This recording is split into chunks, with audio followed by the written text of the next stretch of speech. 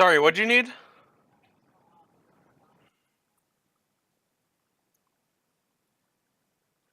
Where is? Can you get him in general? Yeah, get him in general so I can move him. Yeah, yeah, yeah. I can just bring him in. Yep.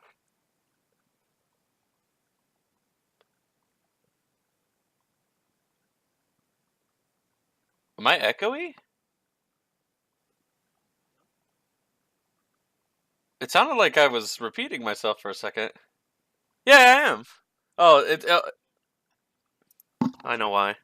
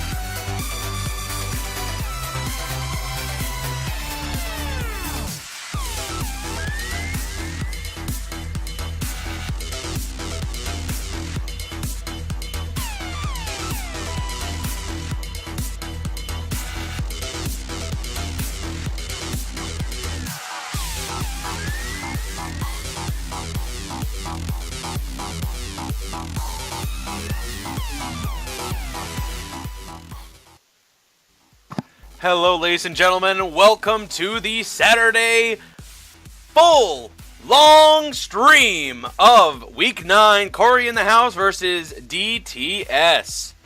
Ladies and gentlemen, it's going to be a long night as we will be having this entire 2-game series met with the next 2-game series in one feature-length, movie-esque length of content. That means 4 hours, perhaps, depending on how long these games last.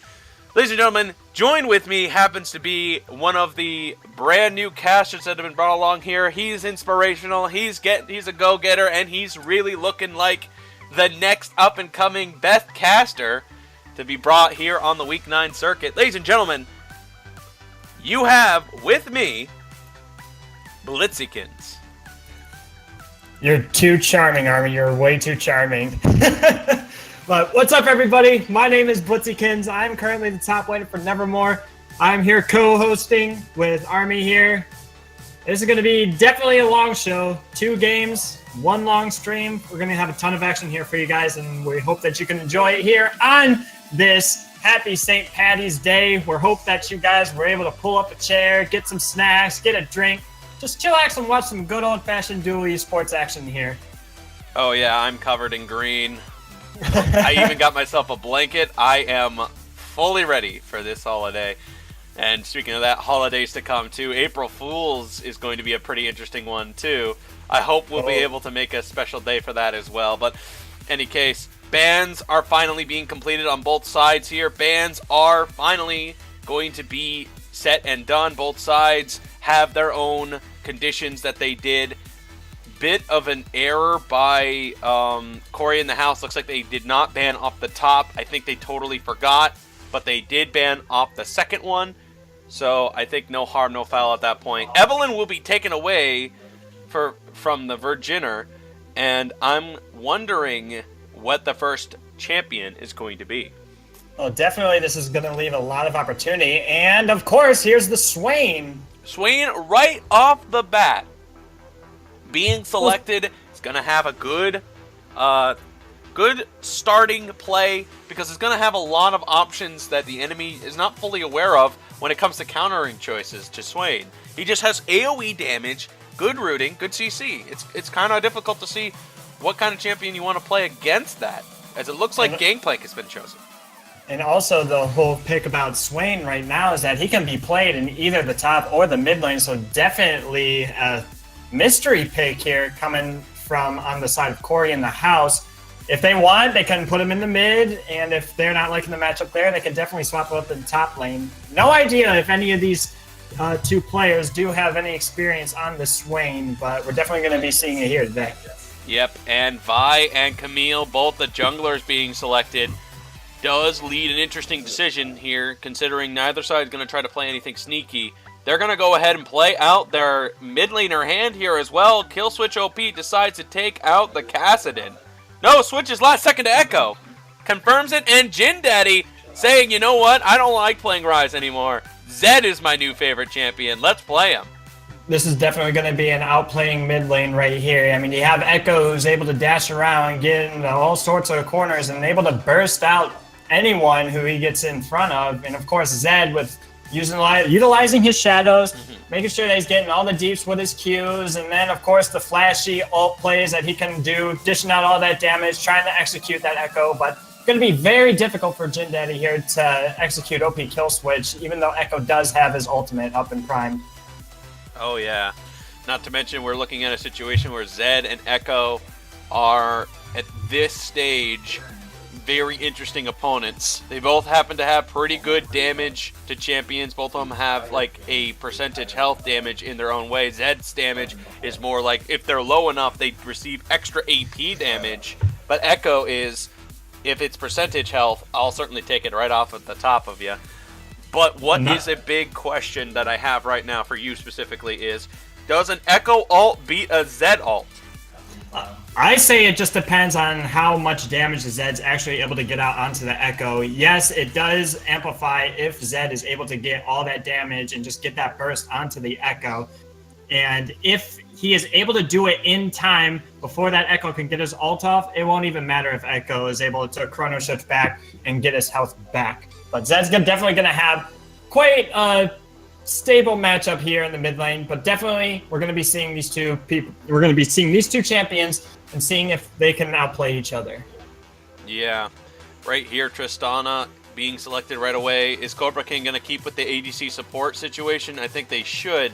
They're already kind of playing from top to bottom. They're not even trying to surprise one another at all. So it looks like Caitlyn was going to be secured. So Bestia definitely has a lot of supporting choices here. I would say maybe even go for something that either could be a strong engage or maybe even... Oh, looks like you're going to go with a really interesting engage. Going to go with a Malphite against a Thresh. What an interesting little concept that Bestia is going for here. Yeah, definitely a very out of meta support pick, definitely. I'm pretty sure they're just going to be looking just to play it safe down into the bot lane, waiting for the Vi to come around, and once her presence is known, Malphite's going to be able to hit 6, ult in on that Tristana. Not much the Thresh could really do. I got a tale to tell you, my friend Blitzy. That is not a passive bot lane at all. In fact, that is the most aggressive bot lane you ever did see. And let me tell you why. Malphite's Q will automatically hit the target, and there's nothing Thresh can do about it on the block whatsoever. Which means, if Malphite walks up to Tristana and hits a Q, that is unavoidable damage. And therefore, like a Nunu, will be able to hit heavy damage upon impact with the Comet and Scorch. So this is actually Malphite trying to lower Tristana's health bar as the farming is going to go off. Which means that this will be a lot of impact action, as Thresh will have to try to figure out a way to get some good trades onto Malphite during his Q trading onto Tristana. And we can definitely see Thresh going with the Ignite right here. At least try to get some sort of defensive if they go a little bit too aggressive. If they push them under tower, maybe they can get a catch. If Thresh is able to hit a very good flay or get a hook onto the Malphite or the Caitlyn, definitely I say DTS is... I could see them getting pushed under tower a lot right now. I can see for CoryInTheHouse to have a very aggressive bot lane, have all that poke, being that presence that they have right now. I can see it. I actually do like the Ignite pickup by Thresh. Hopefully they can actually get some outplays going in the bot lane as well. Thresh is definitely trying to get rid of Malphite as a threat by removing Caitlyn from play. Is a classic way to take advantage of that, but Malphite has a very strong E that basically removes attack speed, which if used properly would leave Tristana and Thresh at a very unfavorable trading in fights, which may be the big factor that turns Caitlyn's advantage of getting caught into a big disadvantage. I'm very eager to actually see how Virginator with this Vi in the jungle is actually going to be doing. Vi hasn't really been much into the meta here recently. Oh, not much at all. A lot of people like that Shyvana, to be honest. Shyvana, you got that Sejuani, you have that Skarner, you got all those big tanks in the jungle. Even if you want to go assassin, you got Kha'Zix and you have Rengar, but definitely Vi hasn't really been much into the meta ever since like the big changes that came during this last season. That's honestly very true, and in this situation will be even more interesting as the targets that Vi has to go for here is a Gangplank that can cancel the CC, a Camille that can lock her in with an ultimate to cancel the ultimate, a Zed that has an ultimate that basically can immediately disappear after Vi's combo lands, Tristana that can jump away, and a Thresh that can instantly hook you. Vi is definitely going to be a really unfavorable type of jungler to take, and there's no lane that's going to be easy to gank at all. So let's see if the Vi choice is going to work out here, as the CC lockdown, the damage is definitely going to have to come from his teammates at this point.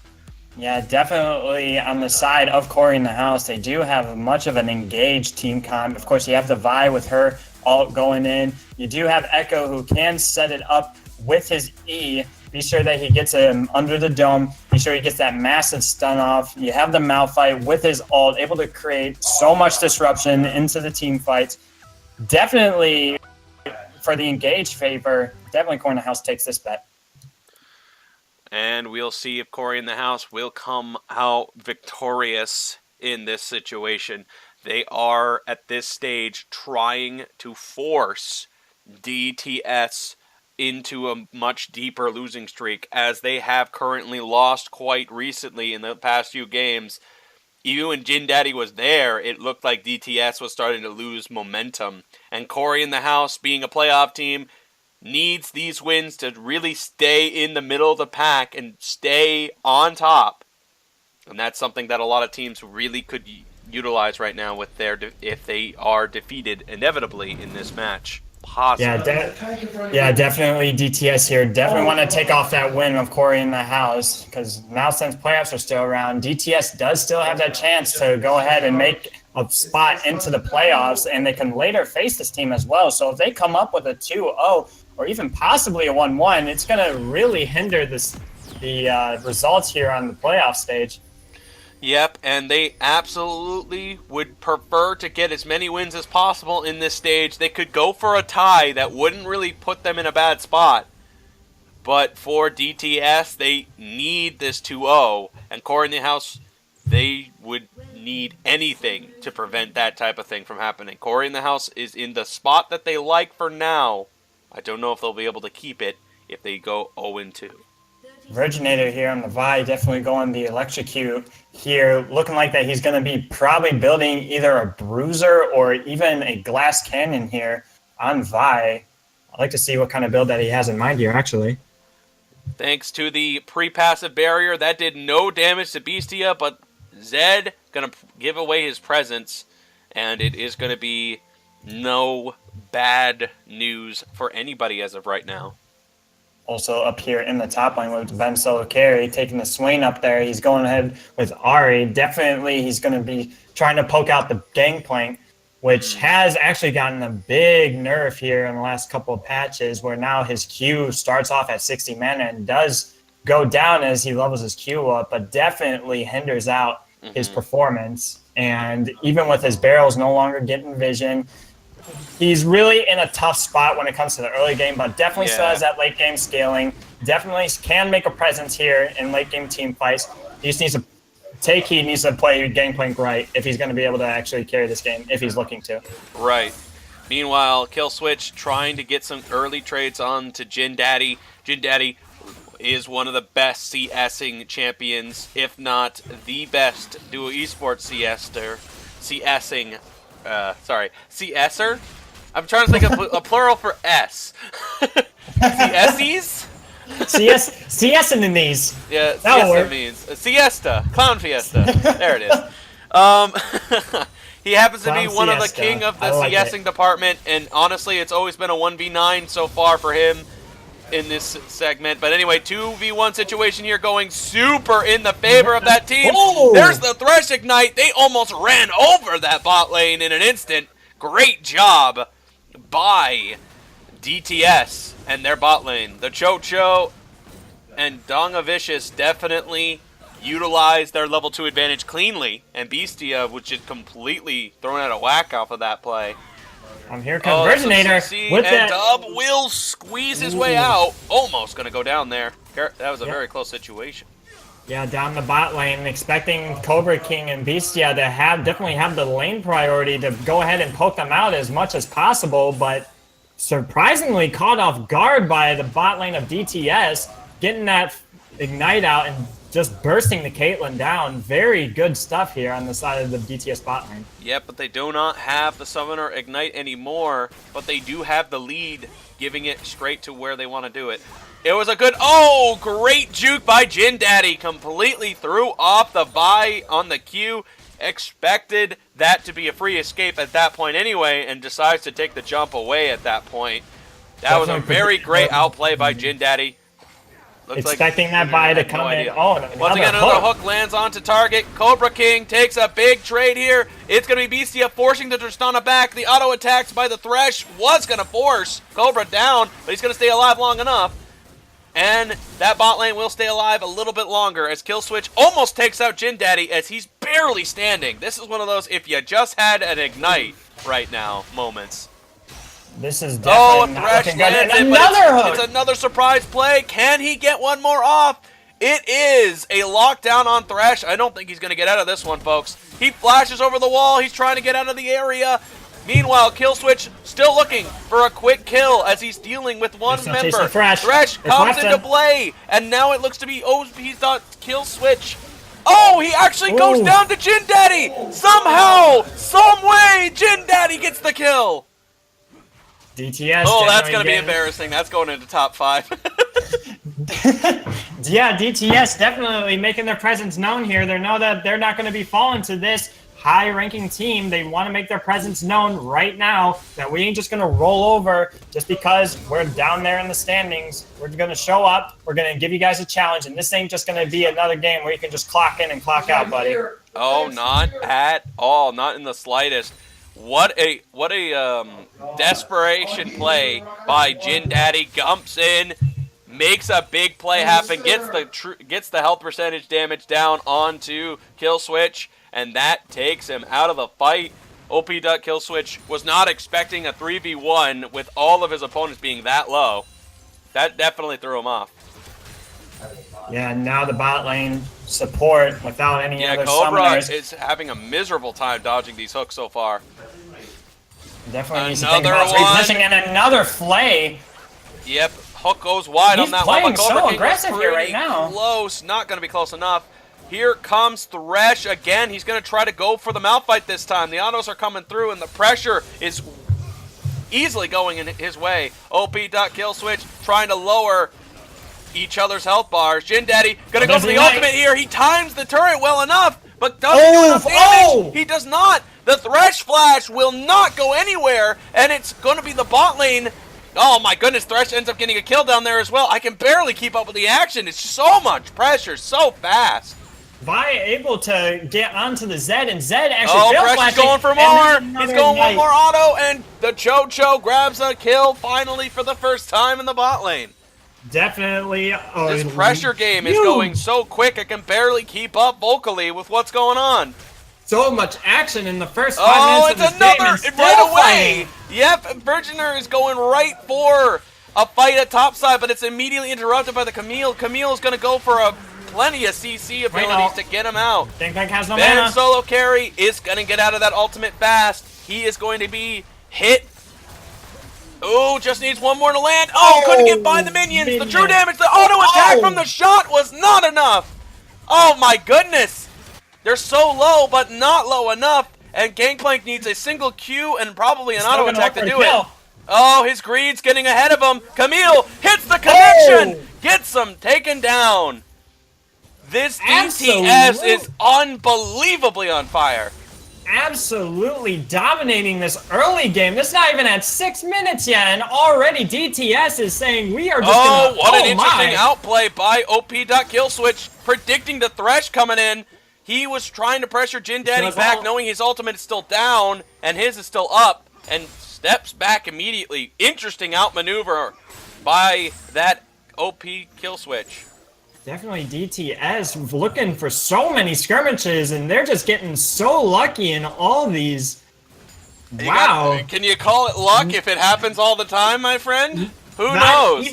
Not even getting CoryInTheHouse. Oh, this is so much movement speed. He's going to get the play to land it cleanly. Cobra tries to get out of there. The bomb damage was not going to be enough. Coco goes for the Hail Mary. He doesn't get it. He goes down to the Malphite. As Thresh is desperately trying to go for one more play, he needs one more auto. He's not going to get it. I'm dying. And it's bot lane fighting again. I'm dying. I'm dying up here as this is just so much killing and action. I can't keep up. Oh, it's too much. Just fight, fight, fight, fight. We definitely wanted a showcase here, and definitely DTS and CoryInTheHouse giving it to us right here. Gangplank face taking so much damage here by the Swain. He needs to be a little bit more careful now. Make sure that he has his barrels up and he's able to trade. It's going to be some heavy pressure by the Swain. He wants to keep that pressure coming. Meanwhile, OP needs to stay inside the barrier to get enough block. Here comes his ultimate coming back in time. It is a beautiful outplay as Vi comes into the nick of time to make the play and kill. Oh my goodness, this fighting has not stopped, folks. They're still trying to kill each other. This is the most solo queue game I've ever seen. Everybody's fighting so fast and so quick. Nobody can keep up with what's going on. No mana left on OP kill switch. I think he has enough for a single Q, which he just used. Jin Daddy has ultimate. Doesn't trust his true damage or his ignite as he decides to go back to farming. And now back away from the tower. Interesting decision. I thought he would have risked it. Thought he would have took the risk. Very smart here by OP Killswitch to understand that, yes, Zed does have ignite. He does have... BCS slows the attack speed of the Tristana, but not by a lot. And it's going to be pressure game again. Hook will not connect. Tries to line it across the minion, but does not work.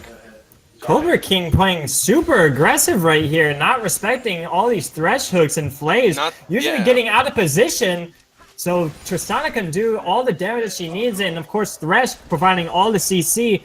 Cobra King needs to rethink this a little bit, play a little bit safer. You can scale into the late game. Or figure out a way to get a better dodge, and perhaps he feels like he knows how to dodge the hooks. I don't know if that's going to happen, though. I think he's been able to dodge one hook this entire game. At least the one we just saw. For sure. Meanwhile, the Drake is being focused right now as the vision on the Drake was present. They're going to switch the vision to zombie wards as this is going to continue. The bot lane's going to make it engage as top lane's fighting. They're going to get right out of there real fast. And no chance on that one going to happen. Meanwhile, Camille and Zed are racing over to the Echo. This could be a 4v4 fight. And no TP by the top laner means this is definitely happening. Lockdown does not work on the Stana. He runs all the way back. Choco goes for the glove save, but misses, as it looks like Thresh will barely live through that. Dub takes out the buy. OP tries to turn it back. Here comes a Zed ultimate to try to take him out. OP running. It looks like he will escape the ignite. One auto is all it takes. Can Jin reach it? He's gonna get there in time, stabbing him as he turns his back around to the front of Zed. Jin Daddy going for some pressure. Oh my goodness! Massive damage by that lethality item. And finally, that is a 4-man slayed by DTS. These rotations by DTS are looking on point. They're where they need to be. These saves by Thresh are just absolutely ridiculous right now. Jin Daddy almost dying to the tower right there. Almost dying to minions as well, but super low by the minions. It'd be the biggest They're gonna get this Infernal. That'd be the biggest plot twist of all time. He kills minions so much that the minions end up killing him. Originator this has should be ult, though. a free kill and a half for this. He just needs to get into range. Here it is. Going to use the E afterwards to get the shutdown. Solid kill by Vi. That's almost as free as you're going to get one. Speaking of free, it looks like Camille is going to come right back in. Tries for the Q. Does not work. Cancels the Q animation with the E animation. I didn't even think that was going to happen, and neither did that Vi player. Very clean by Dub right there, making sure that he's able to catch out that Vi from her dash. Definitely shutting her up. There's so much action in this game. I can't even fathom like how much is happening within the first 10 minutes. Yeah, DTS has a kill per minute average going on right now. This is unbelievable. Kills is their minutes now. This is getting some crazy high impact action. And you're not going to find it anywhere else here, folks. Glad you guys are tuning in to watch. It's not at the bot lane turn is currently down. Here we go. Thresh and another catch out. Plays. It's an attack speed decrease. He gets the play to land. Tristana looking for some trouble. The knock up by the Malphite. Looked like it was working, but it didn't seem to get the play he wanted. Zed is looking for some kills as well. He is focusing on farm as of right now. The ultimate by Thresh does not connect. He flashes out of there. Here comes Cobra's ultimate to take some more damage as Jin Daddy goes for the glove save to keep Tristana away from low health. Meanwhile, OP.kill switch does manage to get some burst damage. Wants to take some more. He's so close, but he cannot manage to get the damage he needs on Camille. The Q he uses now makes him run out of mana, and Dub will be able to get out of this one. What a lot of force fighting going on, and it is working right now for DTS. Dub definitely going for that fighter build, not really looking to be much of a bruiser at the moment. She's very squishy if she's not able to land her hook or not even able to land any of her abilities at all, and it's just going to cause so much damage to her. She needs to be more careful. Absolutely. Dub is going to work on that blue buff. Not going to be low enough. Does get the blue buff there. Very close, but it looks to be fine. Jin Daddy decides to take the blue buff here. Interesting decision. I think most of the time you don't want to give it to a Zed in that situation. But then again, if it's Jin Daddy, I think you can just give him whatever he wants because he's just going to help you win the game. Yeah, Jin Daddy not really using the mana regeneration for there, looking for the cooldown, making sure that he's going to be able to have his shadow, his Qs up more often.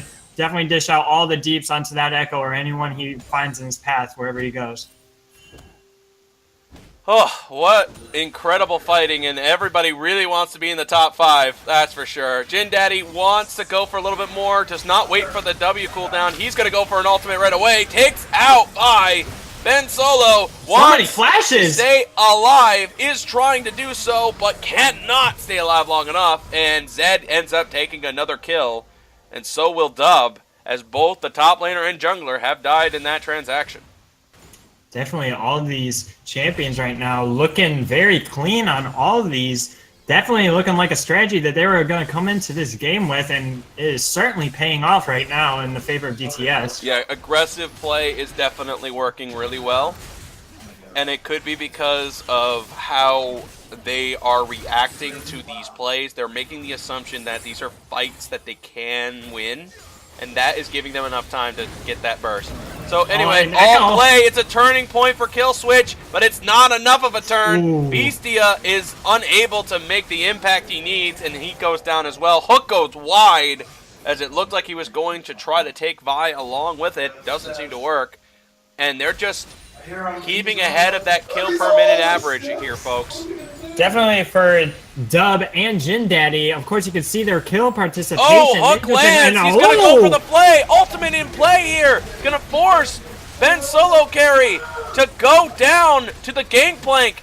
TK stays alive, and he tries to go. Oh, he's going to go for a Hail Mary. Does not pay off, and it looks like it's a quick engage onto Dub that ends up putting an end to that mid-tower defense.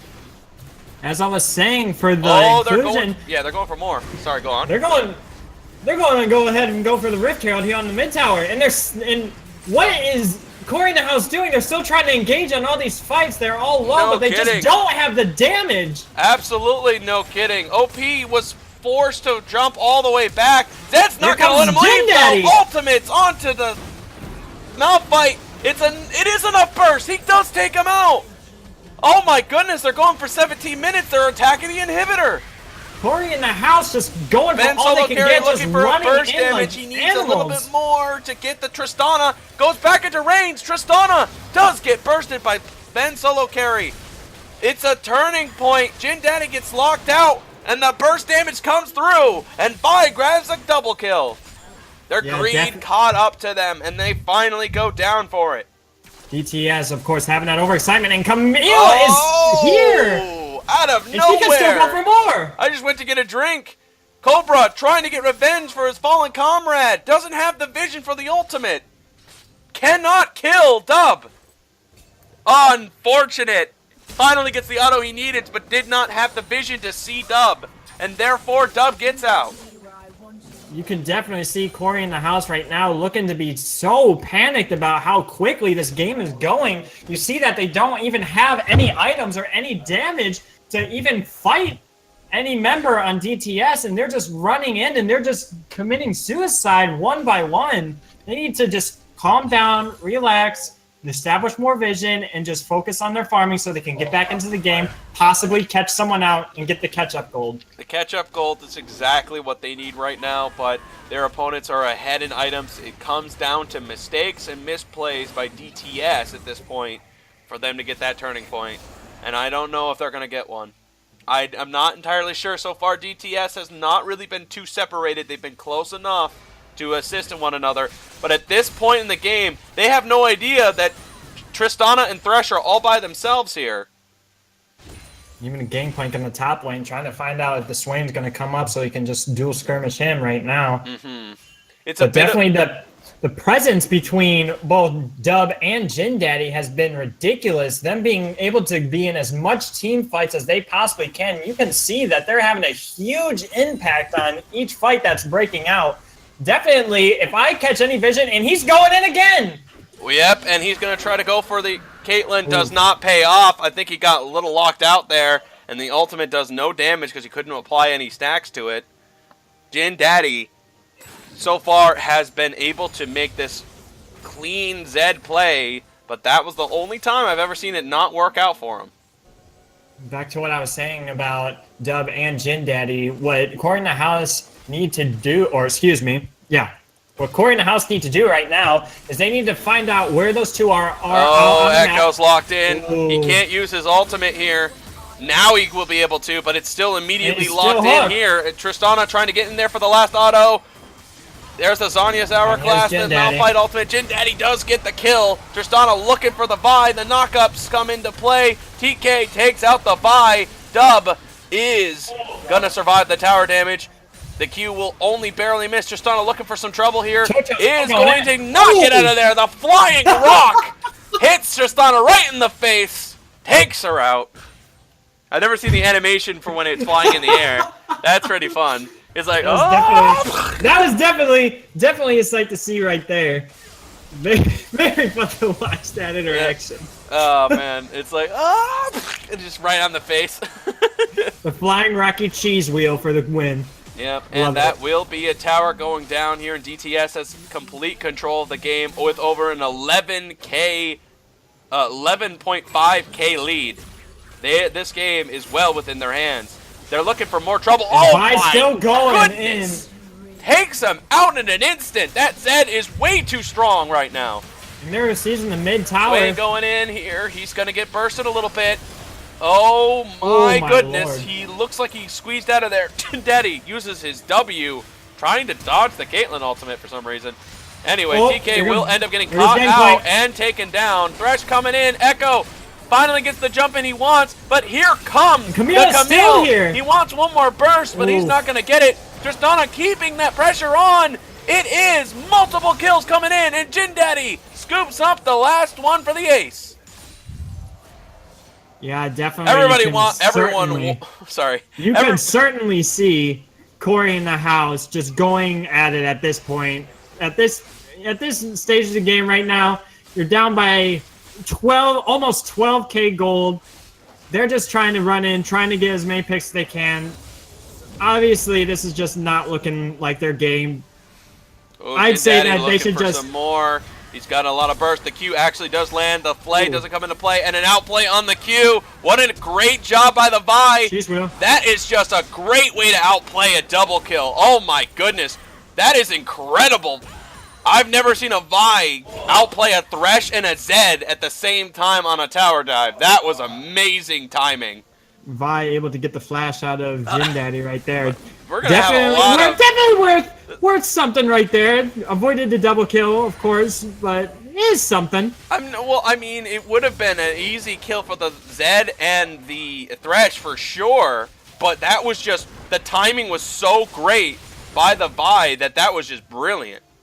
Jin Daddy definitely not happy about it. Jin Daddy again. He's going to go ahead and try to go for a counter burst. Ultimate coming into play, and the damage was not going to be enough.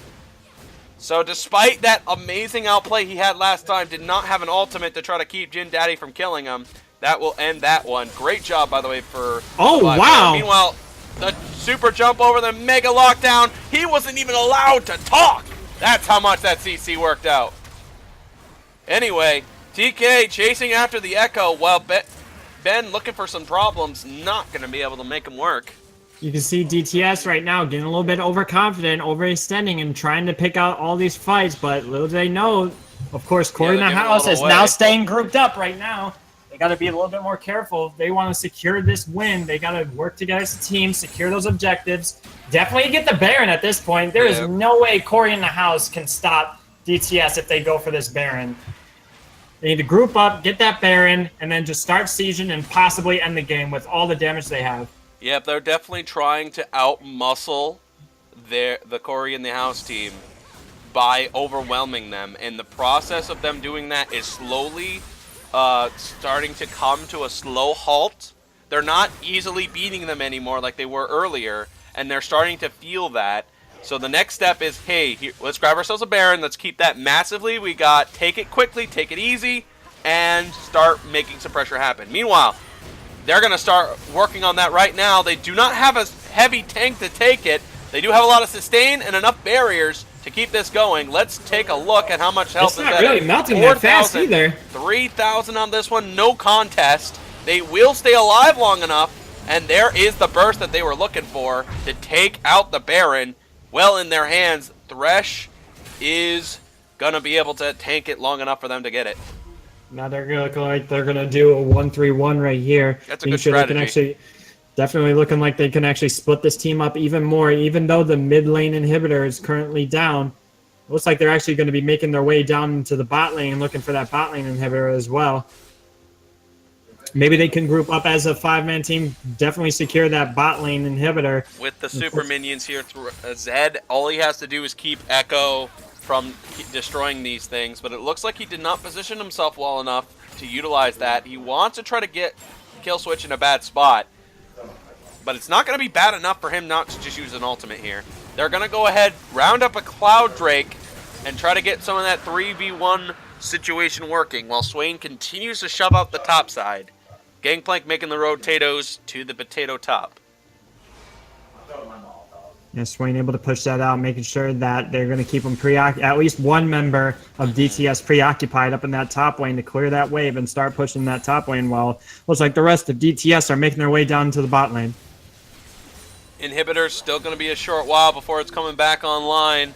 The only thing they've got to worry about now is where exactly is the next fight going to be and when are they going to make their play.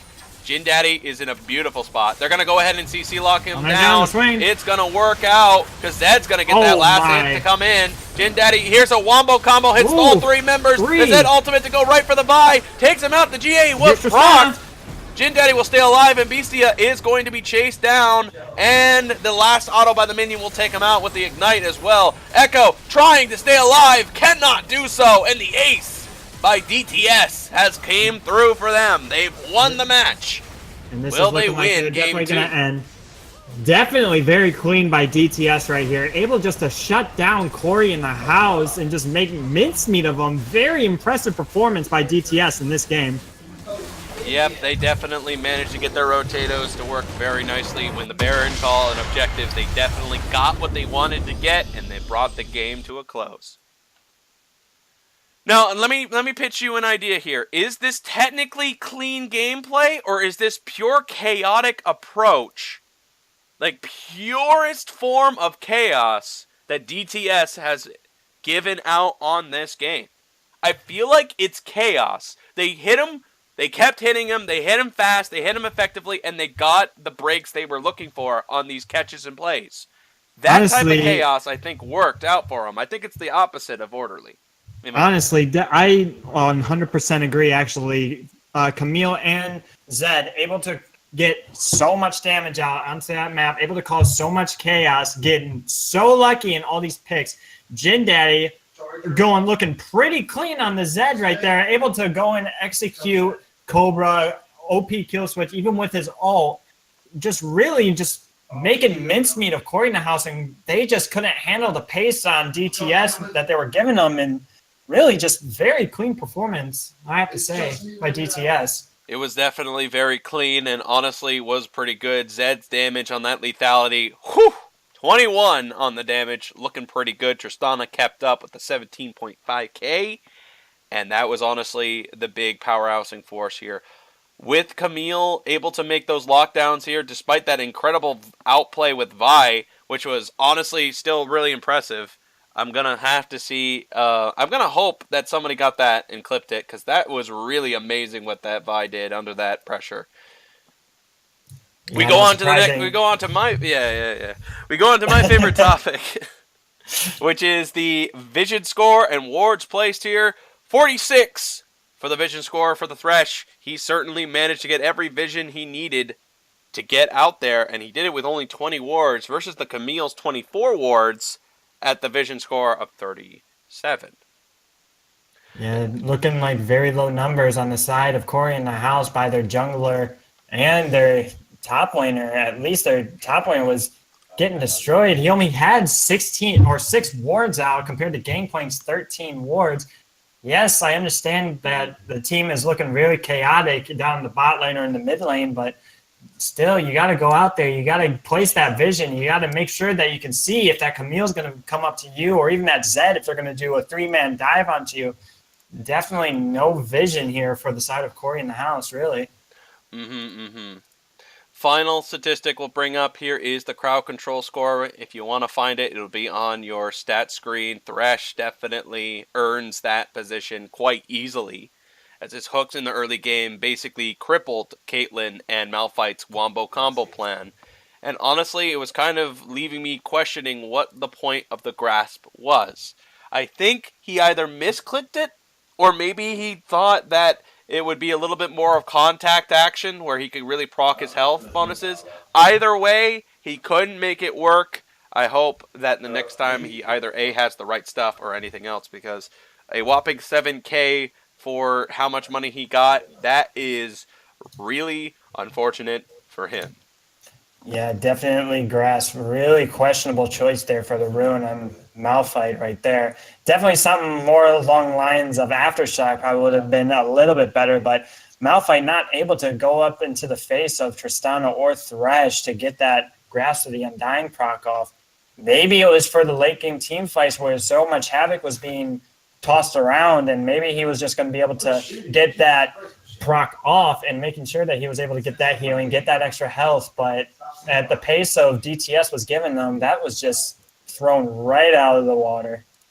No lie, my friend, no lie. We'll be getting our match on for Game 2 soon enough here. It looks like you might be able to actually make it on time, depending on how fast the next game's going to go for you. You might be able to get there with your comrades in the game for Nevermore versus ESG. Fingers crossed, fingers crossed. Fingers crossed, fingers crossed. No more casting curse from this point onward, folks. Let's see if the match 2 is going to be just as exciting as match 1 was. See you guys soon enough.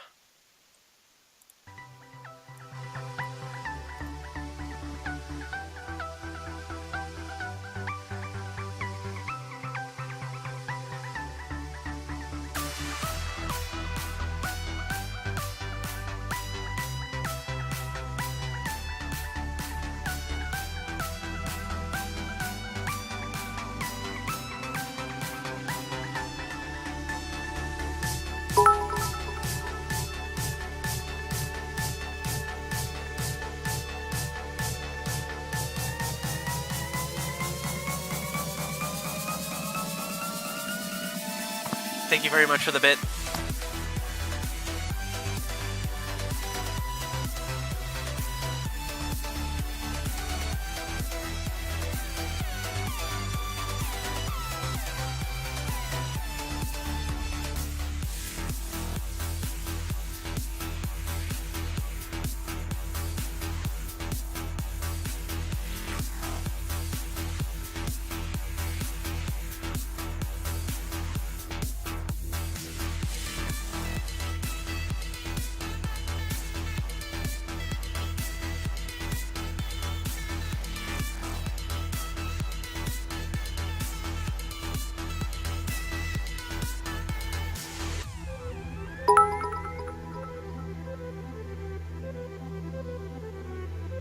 Thank you very much for the cheer, man. Really appreciate it.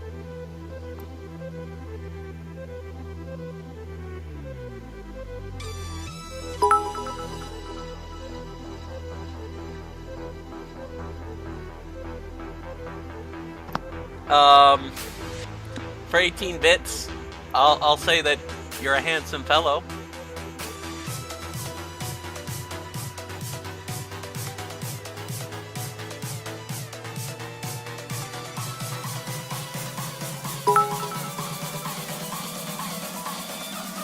For 13 more bits, I'll say that you size up nice.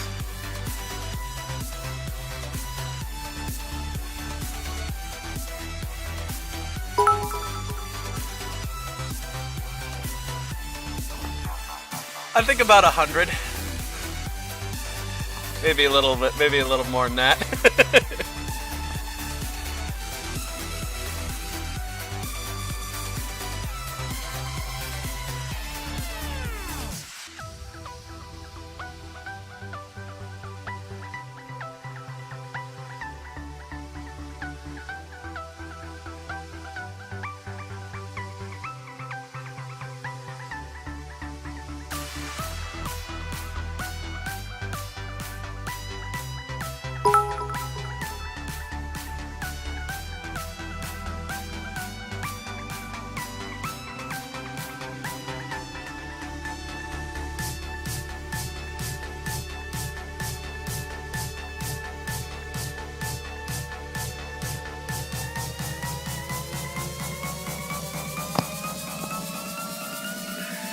With 100 bits, I really appreciate that, Dota. But I'm afraid Psycho Sully's got to be the guy that gives me the bits. You, on the other hand, what do you want with 100 bits?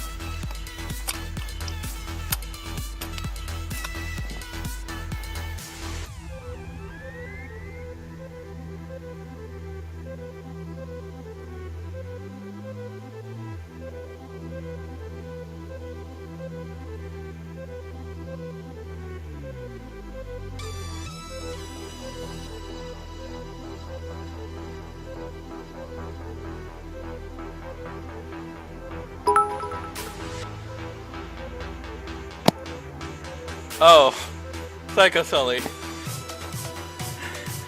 Hey. We're gonna have to go on a date. Alright? We're gonna have to go on a date. I want to hear Dota give a nice long re on the stream. Well, maybe another day, but he'll certainly tell you his asking price in the Discord, so keep that in mind.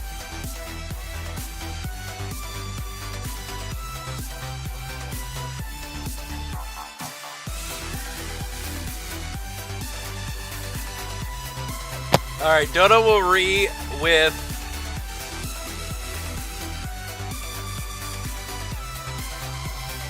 $200 bits. Tyler, 200 bits, and he'll re.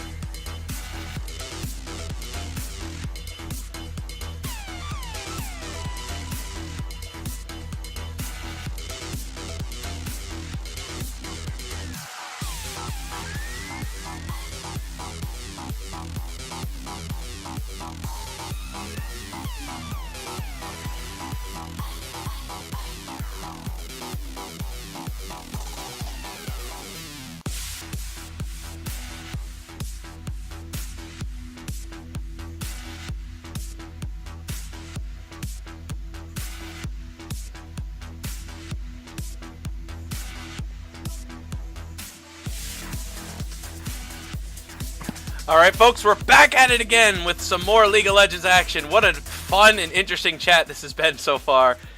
To everybody tossing some bits into the pot. Loving how this world works. We have TK in the top spot here, as he'll be losing still 2 bans from the top of the order here for the obvious reasons of they have officially been, well, swapped. Definitely same as game 1 in the chat right there. Definitely really eventful they're going on for you, Army, huh? You been seeing the chat? I've been seeing the chat, and whoo, boy. Bits flying all over the place. Definitely getting a little bit steamy from where I am right now. Calm down, chat. I know, they are all over me today. Animals! They are animals on you, Army. Animals. But, of course, not surprised to see a Swain ban right there. Even though they picked it last match. Very questionable ban on the side of CoryInTheHouse right there. And also to point out, DTS actually losing the first 2 bans, for them to just completely come in and just stomp CoryInTheHouse in game 1. Very impressive on their part. Oh yes, definitely something to note in the future for sure. What will they do to stop the roaring tide of DTS? Because last time they went to try to overwhelm them and it worked really well. It really forced Bestia into a bad spot, and Bestia definitely has to pick up his game, really has to take that extra level to make sure that they do not get run over in that bot lane again. Yes, definitely liking that Camille ban coming on the side of CoryInTheHouse. Definitely not going to want Dub to have that in his hands once again, causing so much pressure and causing just absolute havoc in that first game. Very wise ban on the side of CoryInTheHouse. Indeed. And of course, the classic Gangplank Gnar matchup. We're back in patch 8.3, boys. Oh, yes we are, and we're going to see some pretty fun matches to come out of that. I don't expect anything less than just non-stop action again if you're going to give him the Gangplank, and you're going to give him the Zed back again. Virginator going with Vi once again here in the jungle. Kind of questionable. I mean, yes, a couple of very good plays or a couple of outplays on the Vi in the last game, but if he's very confident with picking this champion, there it is. And Zoe making her appearance once again on here. Yeah, and honestly, Jin Daddy pairing out Zoe, I do expect that to happen finally. I was kind of wondering if he completely packaged it up and said, you know what, I don't want to play Ryze or Zoe anymore, but now we're seeing it again, and I think this is going to be a much more interesting match for sure. Kassadin to counter the Zoe. Dub right now going with the Volibear in the jungle. It has been a while since I actually seen Volibear doing his little dance here in his own jungle. Definitely going to be looking out for that, seeing if he's going to be able to stick with the same old jungle path that he's used to doing, or probably splicing things up here. Hopefully able to get him another snowball lead for his team during all this havoc about to come up in this game.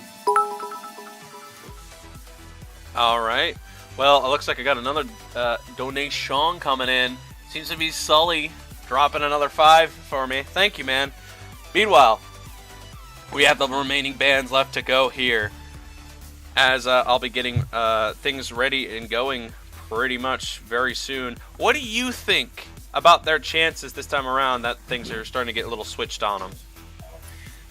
Well, right now, what CoryInTheHouse definitely need to do, they definitely have to start getting, they at least need to get more vision out onto the map, looking out, see if Volley's going to be up someone's lane, or if they're going to be seeing even the Zoe looking for a roam down to the bot lane or up into the top lane. And they really just need to look for picks, definitely, in this upcoming match. Kind of the same thing what DTS was doing to them in the first game, but I don't really see CoryInTheHouse looking to play that aggressive early game like we just seen DTS just do.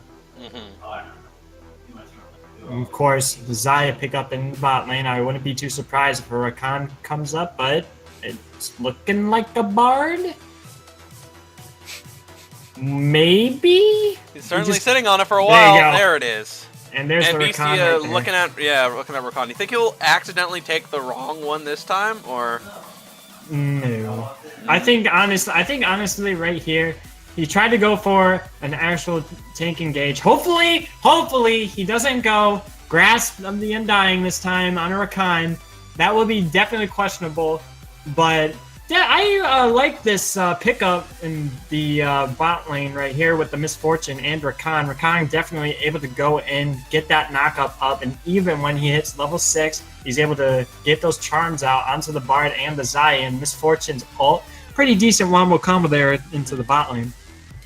Yep, and I honestly hate to see a lover's quarrel here, as Zaya and Rakan will be going against each other versus a, well, honestly, how does this work? Rakan gets a girl to support, and Bard is the support for Zaya. So, in a lover's quarrel, does that mean like if someone's upgrading and downgrading, or like Here we go. So here's the story. Here's the story about the Rakan. Okay. Rakan and Zaya were going out on St. Patty's Day. They were gonna celebrate and whatnot, but all of a sudden Rakan was like, Zaya, I have to go do this thing with my friends because it's St. Patty's Day and we're gonna go out. We need to go drink. Are you fine with that? And Zaya's like, oh yeah, sure, that's cool, whatnot. And then Rakan secretly goes behind Zaya's back, gets with misfortune, being like, hey girl, I don't want none of them bird legs no more. I want human legs. So and then Zaya finds out about it and is like, oh really? Well, I'm gonna go ahead, I'm gonna get some musical bard to come with me so I can drown my sorrows out. And this is why we're getting this matchup here in the bot lane. Zaya Bard, Misfortune Rakan. Now Probably gonna be some juicy stuff. No, I'm not much of a drama guy, but quality-wise, I think it might be just a little bit better than some stories. I think in particular, I think the story that it's definitely better than is Twilight for sure. Absolutely. Much completely better. Better story than Twilight, 100%. Oh yeah. No doubt in my mind. That is pure gold, my friend. Now, Dub's taking the V-Bear with the jungle, not going to have the Camille this time because it was banned out. V-Bear the better option because of faster speed, or is it actually a little bit more of a hindrance because now he's not playing an assassin or a fast impact bruiser? Instead, he's now playing as a tank that does health percentage damage.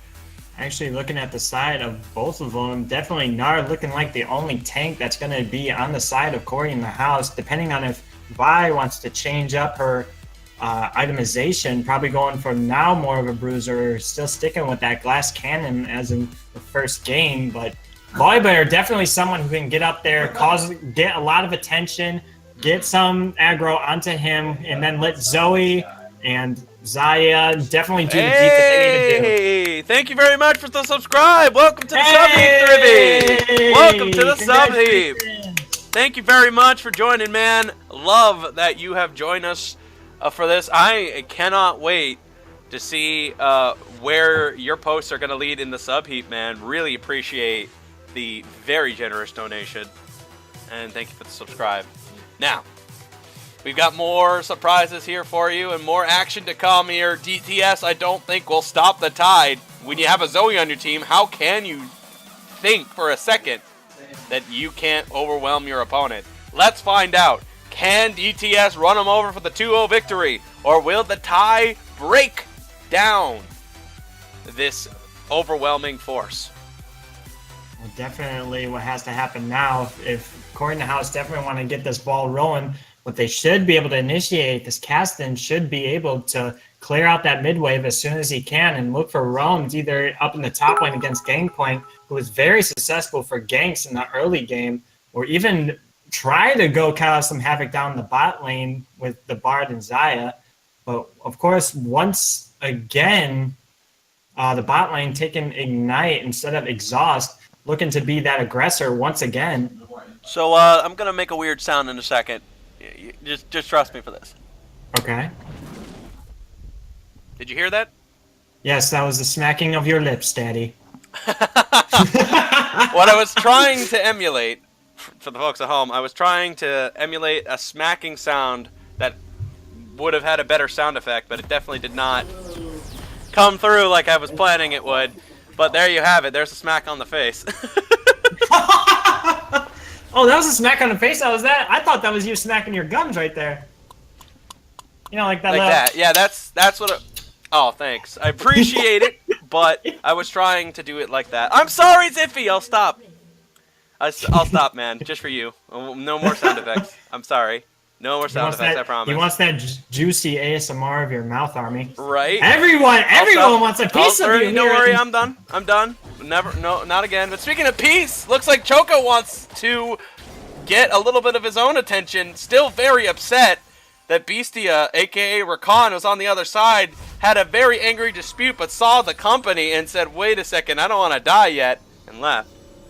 Definitely bringing the heat right there, showing that Zaya that this is going to be my woman now. You need to get out of here. I'm moving on from you, girl. Yeah, there's definitely something in the future that both of them have to come to a agreed situation. Let's hope for both of their sakes that this will be the only time they ever have to deal with each other after this game. Hopefully they'll get back together and they will just be good people from that point onward. You know what I'm saying? I know. I can only hope for their sake that they have peace, love, and tranquility from now on. Yeah, definitely the spot to watch in this game is definitely going to be that bot lane to see if it's going to be the same case as game one, or if CoryInTheHouse can definitely turn it into their favor this time, making sure that they don't let that pressure that DTS is going to give them, and it's just going to be a repeat of the first game. And hopefully they can change their strategy up a little bit. Of course, Cobra King once again going on, and then, of course, here it comes. Ooh, tried to go for a big play here. Q does not connect like he planned. And it looks like the Bard is going to be pressured back, almost down. No Ignite by Beastia again. One of those situations where, dang, you wish you just had Ignite or something. You know what I mean? Definitely, CoryInTheHouse not ones to actually be much of an aggressor there in the bot lane. They really get pushed out in most of their games, and they just really need to find a way to actually cope with that. And Zoe, already level 2, causing half of the damage already on the Kassadin. Yeah, this Kassadin's going to have a lot of trouble in the early game. Has to dodge these very powerfully strong early game Qs that are only going to get even stronger soon enough. Meanwhile, surprise play by Dub. He wants to take out the Vi as he has the red buff advantage. Here comes the Gnar on the lockout. He will use his E to force out the play. Great job, honestly, by him. Meanwhile... Oh, looks like I got another bit in donation. I'll worry about that later. Oh, knockup coming into play. Close one by the Choco.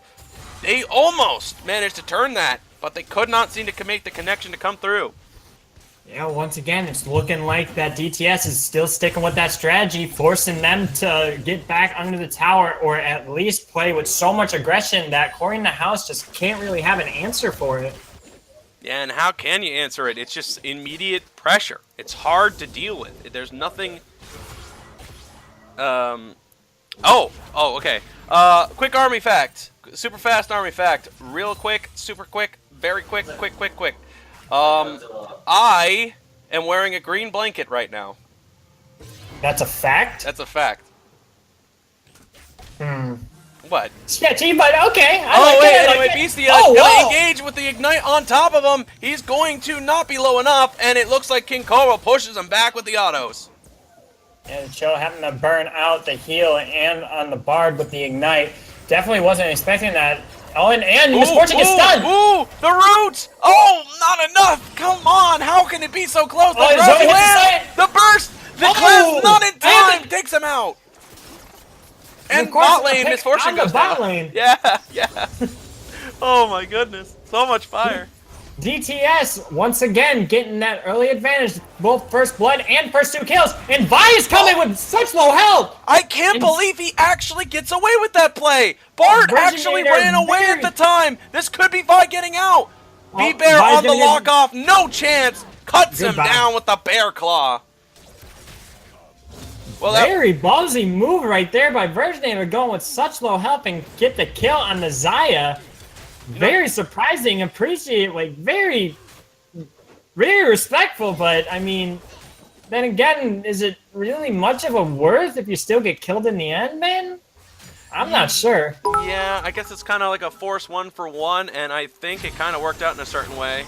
There goes O again. Anyway, oh boy, impact coming. Oh, the Q does not connect. That wave was completely blocking that off. Kassadin trying to get revenge, but unable to do so. 2 levels behind. Jin Daddy, way too big of a lead at this point. Going so aggressive right here. You're gonna get the kill. Yes, he will. Easy, clean, and effective. Definitely, and here comes the Bard once again.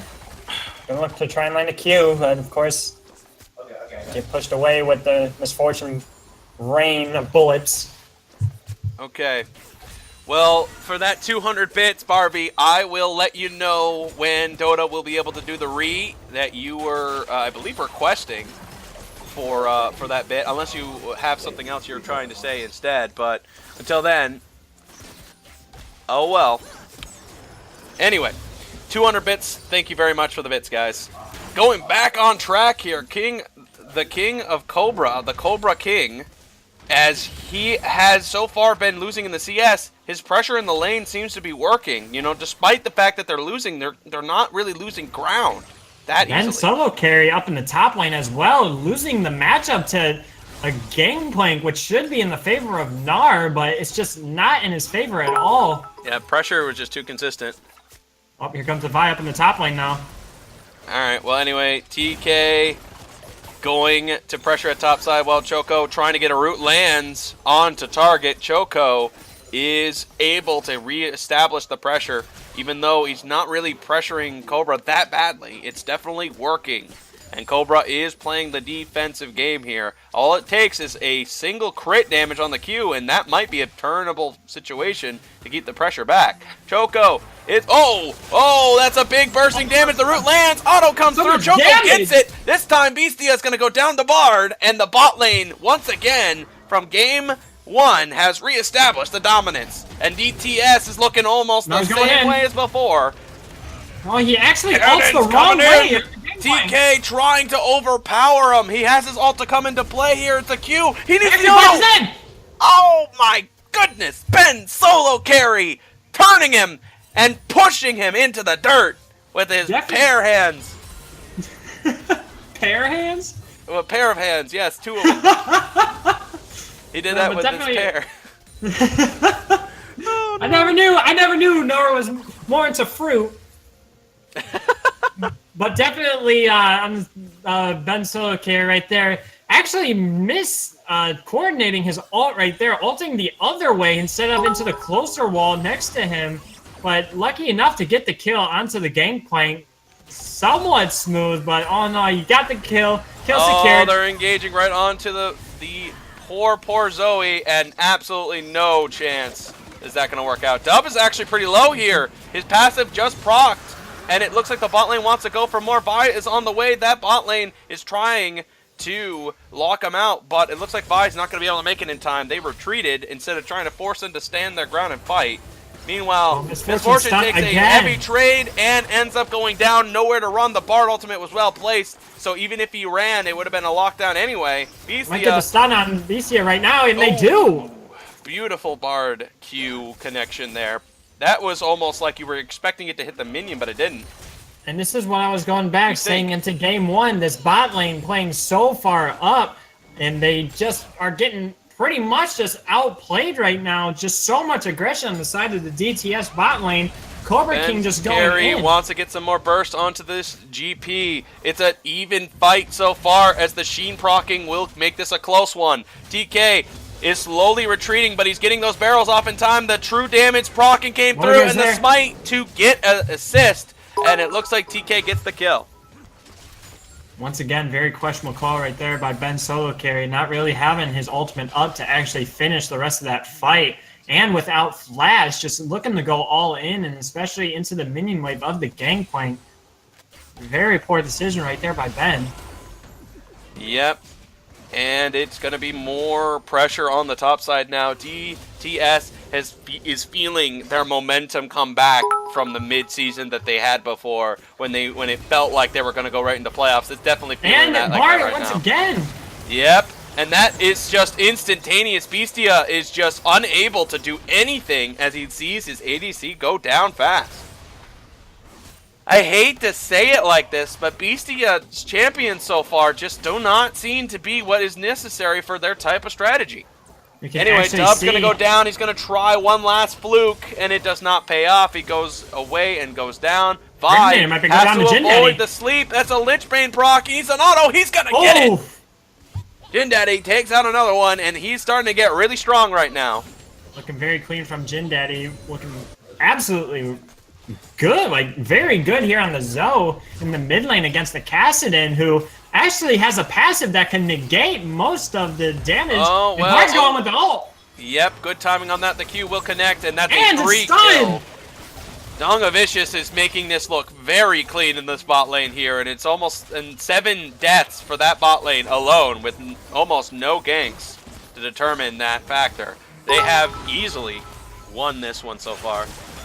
Dawn looking like so powerful right now, able to carry it on this Bard, and they're still going. And they're gonna get it too. Choco will get himself maybe one, maybe two, maybe three more kills through the road. VM left, he deserves it so much, being able to outplay the bot lane of CoryInTheHouse. Spam laugh all you want, buddy. You deserving it right now. Well, usually it's more like a mastery spam that I prefer over laughing, in my opinion. Even if you're having the greatest game of all time, sportsmanship is always the best way to go about it. And as Riot is quite clearly aware, pressing the T button or your mastery is quite obviously you showing your sportsmanship. So, by my ruling, it's totally cool for you to just spam whatever mastery you want. Laughing, on the other hand, it's kind of meh. I don't really have a negative opinion on it, but it's okay. Ben Solo actually going in right now. There comes the ultimate in time. He needs one more auto, pushes him back into the ground again. Is Ben Solo carry, as he will not let the Gangplank have his day up here. Mid tower goes down, and this is just, sleep, hits. And he hits a flash. Oh, big damage. Ult's coming in because he had no other choice. The Bard will go down for it.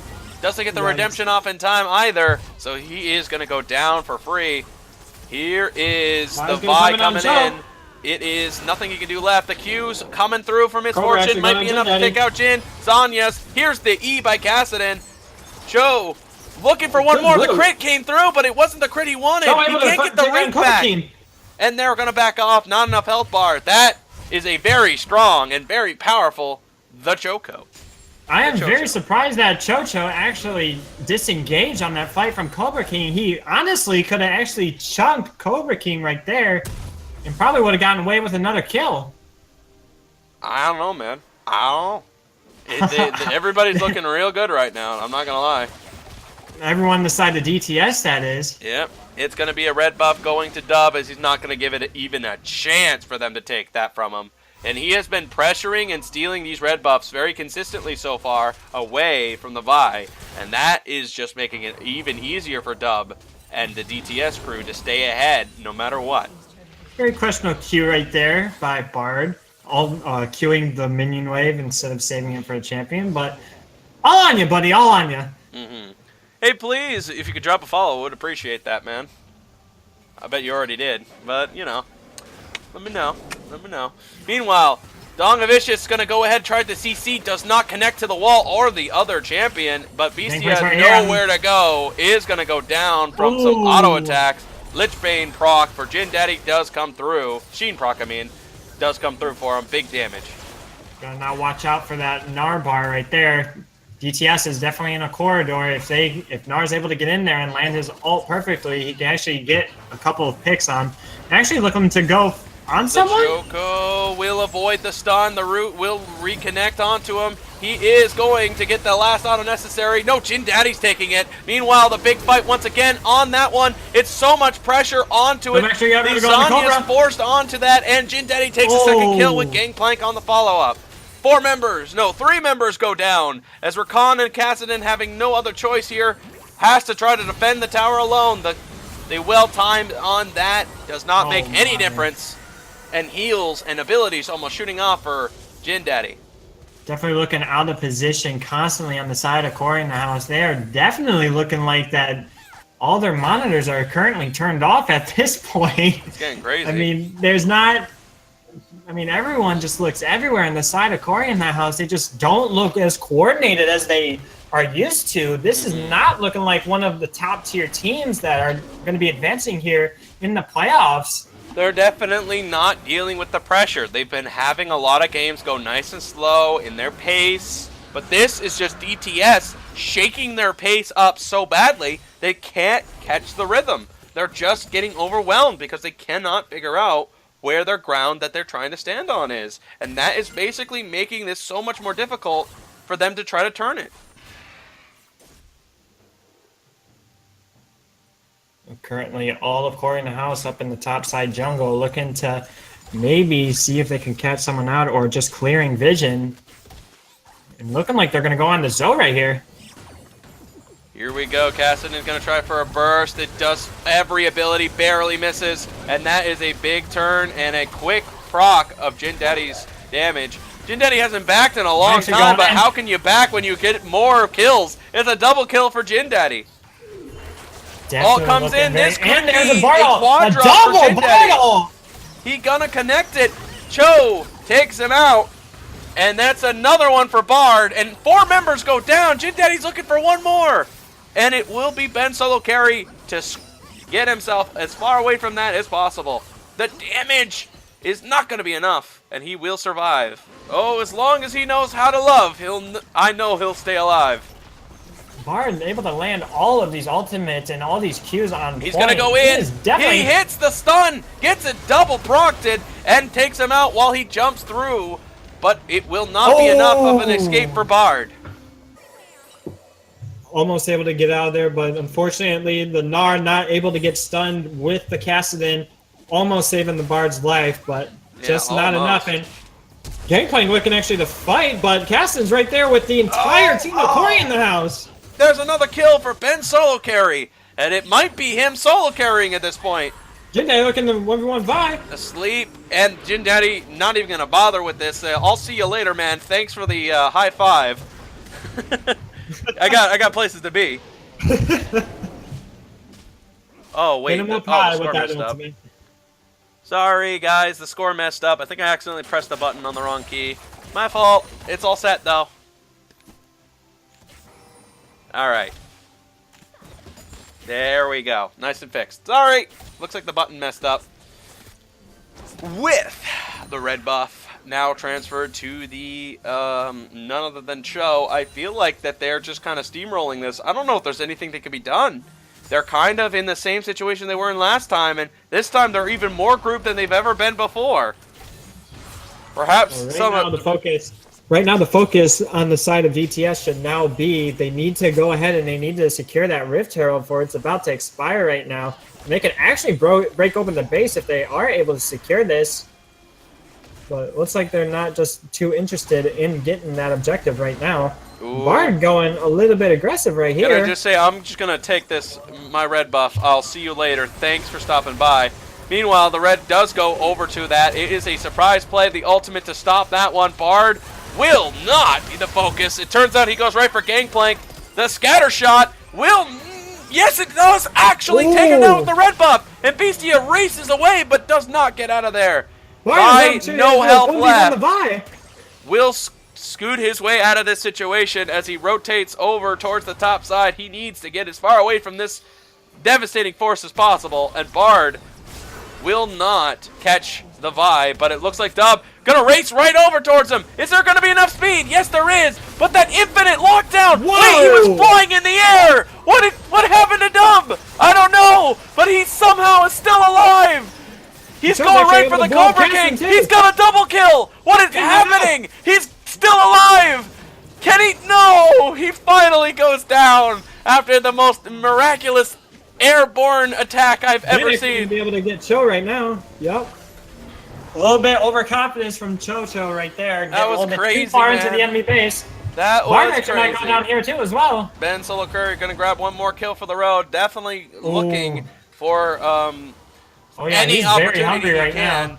Q barely misses the target. The stun will land. Ben Solo Carry tries to jump on him. He jumps through the portal. Ben Solo Carry knows he's got the right way to go, so he's going to go ahead and get the Q to land, but TK going to get revenge to take out his partner. Beastia holding TK in position, but he can't hold him long enough. He does connect. TK slowed. Oh my lord, but he takes him out, while the Lich Bane proc by Jin Daddy does a ton of damage. Oh, well, yep, there it is. Goodbye. Takes out another one. Jin Daddy looking for more. The Q barely misses the target. Hello. Jin Daddy gonna try it again. Q lands again. It's gonna be Cobra King now on the run. Q again. Wow. Lands, and again. Jin Daddy hits it from long range. Jin Daddy, please, on the Zoe, very well coordinated, and his mechanics are looking clean. Able to land all these sleepy bubbles and these Qs. And speaking about very cheesy fights, Dub and Virginator right now going at it. Goodbye. Dub's not interested. Stops him mid-flight, flips him back in. The root does not land because of the convenient positioning, and that might not be the damage needed. tosses him into the wall. It's some charm to keep him in position. But this bear ain't done yet. He wants one member. He's going to try for it. He's going to get the bite. And it looks like he's going to get some health back, and too. He has more health. Oh, almost got one more for the road.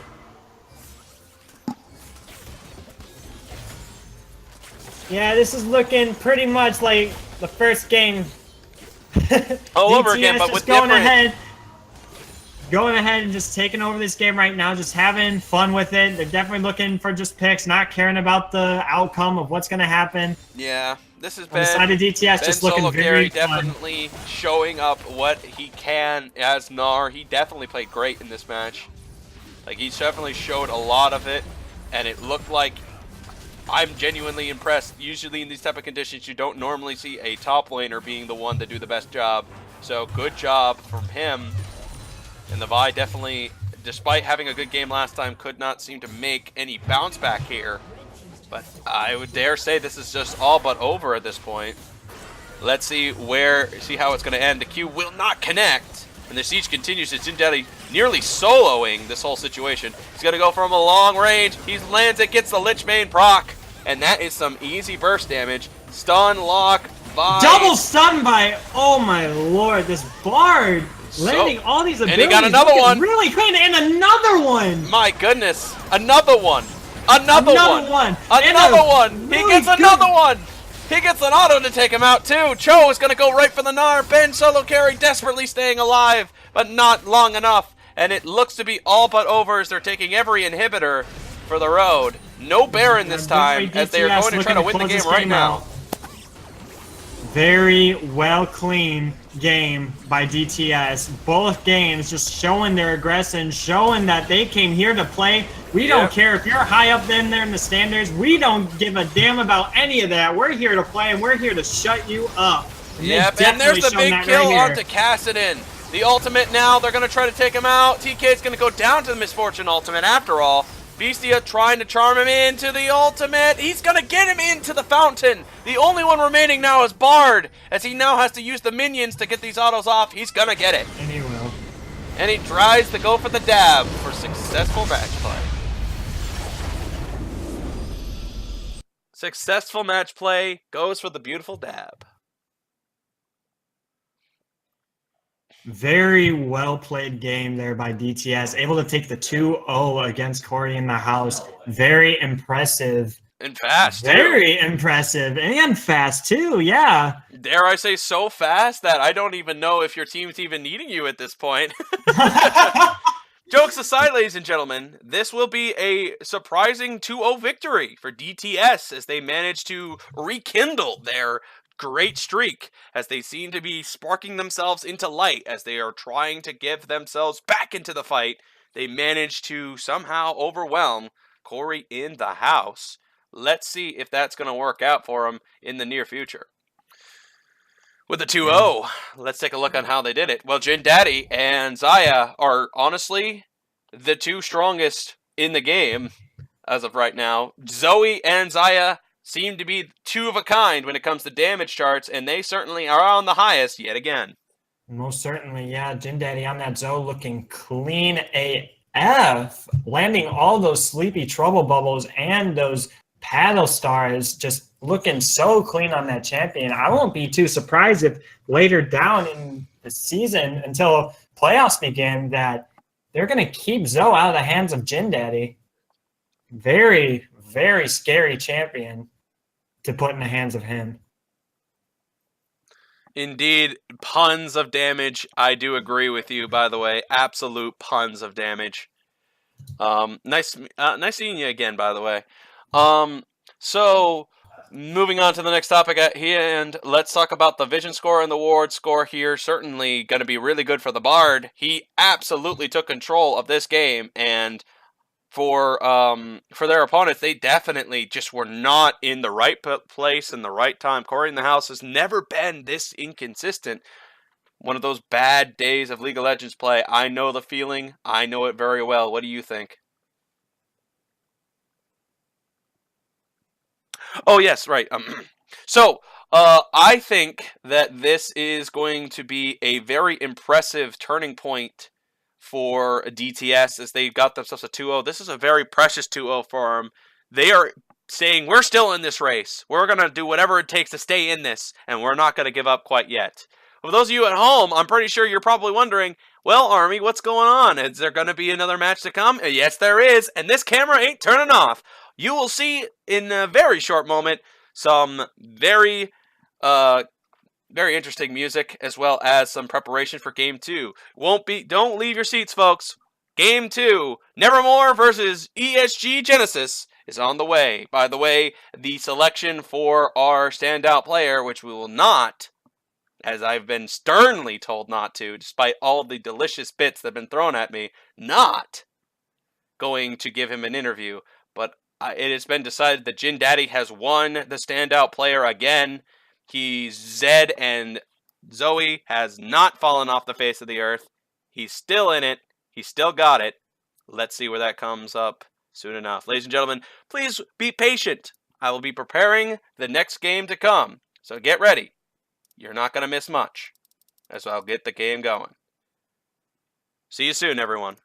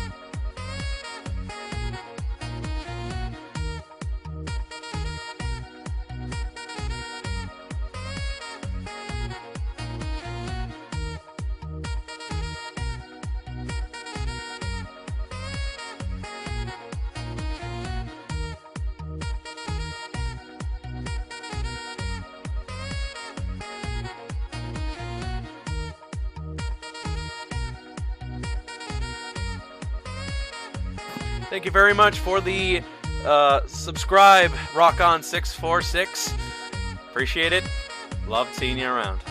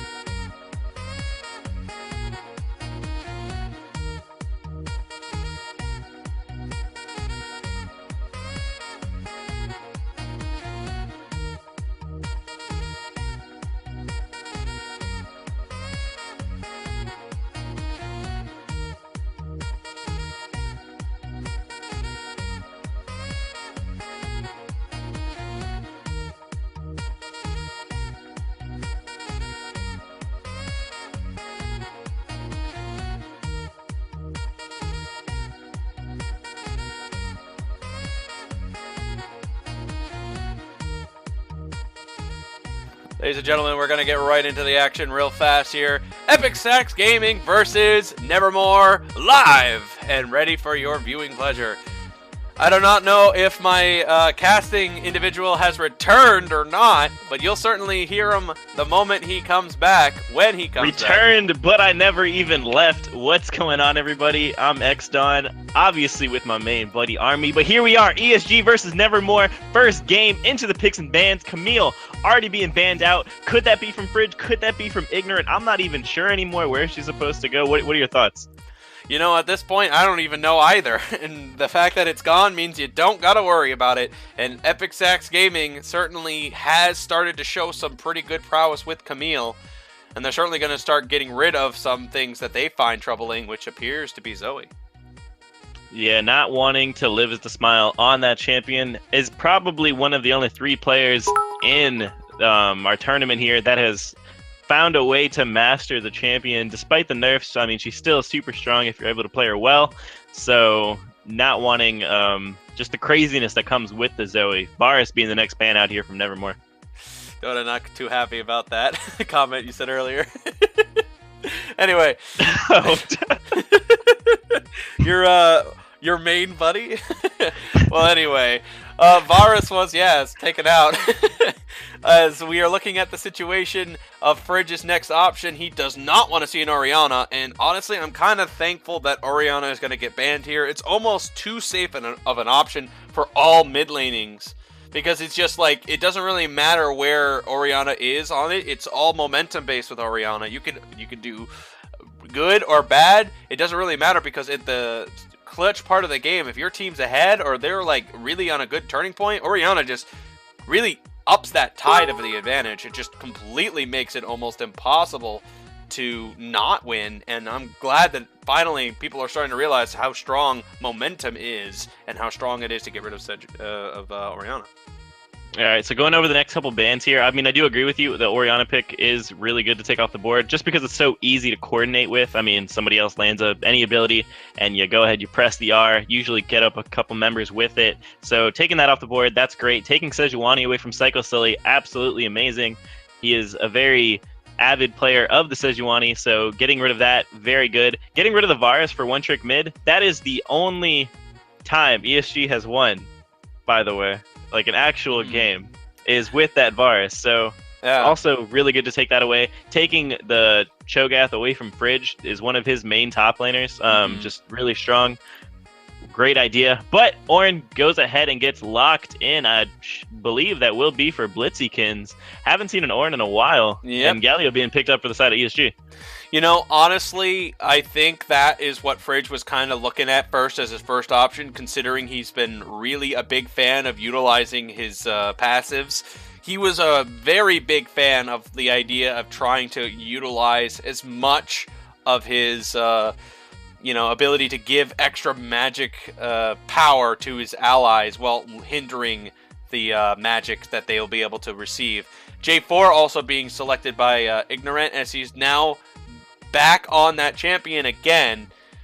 As per what happened, I'm really hoping that Epic Sax Gaming's victory from last time against that team, they managed to get themselves some chemistry built up here, because this is the first time I've seen a repeat team coming back from a victory for the first time. Looks like ESG may have had a scrim or two with all one lane this week, because the Galio J4 locked in, press R, and hit the wombo. They have so much engaged on the side of ESG at the moment. Zach being picked up for Psycho Sully. You go down the list of tanks, that's the next one in line, which I think is a great pickup for him. We'll have the follow-up initiation from the Ornn, so pretty solid pickup so far from both teams. Yep, and another type of engage you can get is Bard as well. So they're really saying, all right, fine, you wanna play this engage battle? We got some engage of our own. We can even cancel out your entire engage if we wanted to. Bard is really good for that type of spiel, and I think that Bard was a good choice in this situation, as Janna seems to be hovered by 7. I don't think the Jan is bad at all. Pretty hard counter into the Zac. Could also counter Ornn if you're able to cancel him out of the ultimate press, but it's not going to be that. We're going to go ahead and get a Braum. Not sure how I feel about it yet with the picks that have been locked in so far, but it will offer protection should they pick a hyper carry in the bot lane. Which is still a solid possibility, but I do kind of concur with your analysis on the Braum option. Usually, it's better to have some sort of anti-peel when you see that much engage in the front already. To go with Braum here and to take with that type of situation, normally you would think, okay, you would want as much protection for your possible ADC of the future. But even then, you would probably want to secure like a Kog'Maw lockdown and also a Braum lockdown, so you can just play that confirmation hand right here. But when you're looking on the other side, sorry, I'm really lost in thought for a second. No, you're good, you're good.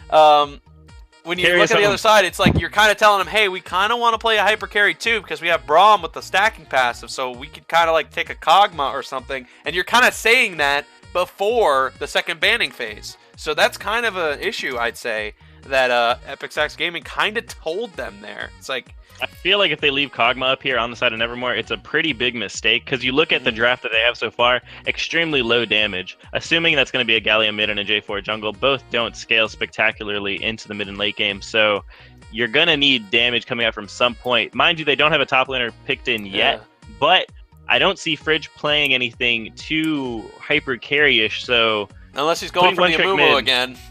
He might go putting for one trick mid on some super damagey champion would be very, very good. Ezreal actually was the champion they selected. Wow, I am a little surprised. I guess they're assuming that Kog'Maw does not do that type of damage that they're looking for. Oh, will this be a Kai'Sa locked in? This is a good idea because it's health percentage damage based off of magical damage, which means that's exactly insane late game. Yeah, and it is going to be a Kai'Sa locked in. I'm not too sure how that's going to work out. First time debut appearance, but I am extremely excited to see him pull this out. Very big difference in the playstyle from his Varus last week, but he already knows what support he's going to go up against. I am very interested to see what the bot lane matchup is going to end up being, because as of right now, it's going to take Kai'Sa a lot of work to be able to dodge all this different forms of creative engage from the side of Nevermore. But if he can get past it, then he's going to be able to pretty much just blow everybody up. So, yep, and Ahri seeming like a good option here. You don't get Orianna, but you do get a type of champion that utilizes the ball. Hands-on approach, Ahri is definitely going to be a very interesting opponent to go against if this is a mid-laning Kai'Sa, which is unlikely. And Lucian seems to be the ADC with the Bard in the bot lane. Lucian being the ADC with Bard bot lane, kind of an interesting one, because it's like Bard makes the catch, Lucian jumps in, makes that big bursting damage, really gets the fast proc on the press the attack. That works really nicely. But who is going to be the who's going to be the mid? It doesn't look like, well, Ahri, obviously. I mean, and it looks like Fridge is going to go back to the Amumu pick and Galio mid lane. So there we go. Your questions have been answered. All Yeah, of them. I'm not a fan of the Bard Lucian lane, especially once you already see the Braum and Kai'Sa locked in. Kai'Sa obviously being one of the lowest attack range AD carries, you don't pick the other lowest attack range AD carry to go into that. I think Lucian's auto is like slightly longer than hers, if I'm not mistaken. I think it's like I think it's still 550. I think it's 550 at that, and Kaisa's at 500 on the nose, I believe. So around the same, I believe, or that Lucian is 525. Statistically speaking, it's somewhere around that average center range. Nitpicking numbers aside, I don't think Bard and Lucian can really do anything to get past the Braum here and really pressure anything onto the Kai'Sa. I think Kai'Sa's going to be able to scale up really nicely here. I mean, should they decide to do Ari roams and Zach ganks towards the bot side, I do see the potential for a couple kills, but you have to be so careful when you have that Galio mid lane, because at any moment he can just press R. He is taking the teleport as well, and at any moment you could have 5 members bot side from the side of ESG. So ganking bot, although it looks like your good idea here to try and get Lucian rolling, get Lucian to that mid game where he can just kind of like pop people, it's really risky because there's so many tools to answer from the side of ESG. Nevermore, they're gonna have to really work with the creative engage here, like getting the Zac picks, getting Bard picks, and Orange just being like really good frontline and follow up here. They're 100% pick comp on the side of Nevermore versus this, I think, really good team fighting comp of ESG. Yeah, and that's kind of what they've been able to utilize effectively here. I do not think Ornn is gonna have any problems with this Amumu in the top lane. Amumu, as we've already seen in the last game, unable to do a lot of damage, but can really chip away at the health bar very, very slowly. And honestly, it's kind of unfortunate that that's just how Amumu is played regularly, as this is the kind of stuff you want to deal with and have when you're, in a jungle camp, because you can just keep resetting your E. But for Ornn, he doesn't really need auto attacks that much. He just needs to hit the popping buttons and just get a nice W, get a good auto attack afterwards, hit the Q, hit an E, just hit Amumu and force Amumu into a bad spot. So in the top lane, Fridge really loves having Amumu for that mid fight. As we've already seen, Amumu was able to amplify the damage of both the mid laner and the ADC at the time with the health percentage idea. Perhaps it's the same plan with Kai'Sa, as Kai'Sa does AP damage, health percentage damage in fact, which means Amumu will be able to make that hurt even more as the fight will continue in that consecutive area. Been a little all over the place here, sorry folks. So question for you, I'm trying to have a hard time here describing it myself. What lanes do you think Nevermore needs to pressure in order to really like pull out an advantage, like as far as the early game goes, and then transitioning that into a mid game? Because you look at the lanes, the only one that I see possibly having a pretty big advantage is the Ornn into the Amumu. Amumu obviously not being a top laner, Fridge pulling this out because he wants to, and that's what Fridge does. So they could try and pressure that, but at the end of the day, like, is it gonna do that much? Is that what they need to do? Yeah, I see what the situation is with what that is, and I know exactly why Fridge is going for Amumu here. It's because of his passive. It's a unique passive that it can be amplified even more with an Abyssal Mask, which means he is debuffing the enemy team to amplify his own team. That's his approach with this, and utilizing the fact that every member on his team has an AP ratio, although very small, is going to be amplified even more. And that is exactly the reason for that. But to answer your question, the main focus that Nevermore should really go for here in this situation, I honestly believe, should be for this bot lane. They have to make sure that Kai'Sa never reaches that late game environment that he wants. Just make it so far out of range that that's just a second thought. And that is a good focus for Nevermore here. Ari will have to make the roams, have to make these type of catches, try to get an early advantage in the lead, even if Galio shows up. This might not be a lot. Interesting little decision by Galio here. He's going to go with a almost rare summoner. I mean, sorry, yeah, not summoner. I meant rune. He's going to go for the phase rush. Yeah, really not too sure how I feel about that. Usually you just want to go ahead and get the poke off, whether it's with area or whether it's with Comet. You just want to be able to clear waves as fast as possible. Hitting all 3 abilities on Galio once they're locked down isn't the hardest thing in the world. So maybe he's trying to just maneuver in and out of these fights, which is a little weird because you generally Yeah. want Galio to be up in the front. So is it counterproductive or is he trying to go for the chase down? Not too sure what he's going with it though. We'll see if it works out. Lucian going ahead with press the attack, pretty good on that champion. Bard with the electrocute. They do have the 2 runes they need if they wanted to pop somebody bot side. But Braum with the Guardian, he's going to try his hardest to make sure that doesn't happen. Aftershock going on both Zach and Ornn, pretty standard. So standard for the rest of this, but this we are logging down onto the Rift. Game number 1, Nevermore versus ESG. Are we going to continue the season of ESG? Are they going to potentially make playoffs? This game is do or die for them. Yep, they absolutely need 2-0 here to stay in the hunt. And that is the most unbelievable thing I will ever say in the history of Epic Sax Gaming. I do not expect this to happen in Season 3 at all for them, but this is one of those very rare situations where it does happen. They're all huddled together in a bush. And spotted. Oh boy, they're pretty close. Here it comes! Sully locked out, forced the flash. Ooh. Yeah, getting the flash out early from the Zac is very big as far as gank pressure goes. Won't be able to flash auto attack any of those creeps for some fancy early game plays. So pretty creative start there from ESG, and they get something out of it. So oh yeah, worked really nicely, and it is going to come down to the late game environment for them. Nevermore has not been able to successfully close out games pretty quickly, which is ideal against the type of comp that Epic Sax Gaming is going for. Like, they are intentionally saying, we want a specific situation. We want them to walk right into our hands, and then that's when we can beat them. That's exactly what happened last time for them, and that is what they're asking out of their opponents here. They want them in a nice small area. They want the ultimate to hit everybody. Then they want their wombo combo to follow up after that, and they want their Kasai to do so much damage, it just immediately removes them off the map. Yeah, the later this game goes, the less favorable it does look for Nevermore. Galio just clearing the waves up here. Both junglers starting bot side. It seems that they're going to be heading in different directions, though. J4 might be going for a full clear before looking for a gank. Zac, on the other hand, swiftly speeding through the jungle, will be heading on to the red buff momentarily. So, doesn't look like we'll have any jungler interaction just yet. Which is something that I'm not too surprised about. Usually at this stage, you kind of want to take it nice and easy and get a nice rotation. Ooh, lockdown right there. Gonna have to be some trades that both sides, I think, didn't really want to have until it happened. Meanwhile, Blitzykins is going to, thank goodness he was there for helping me in cast. I hope he does well.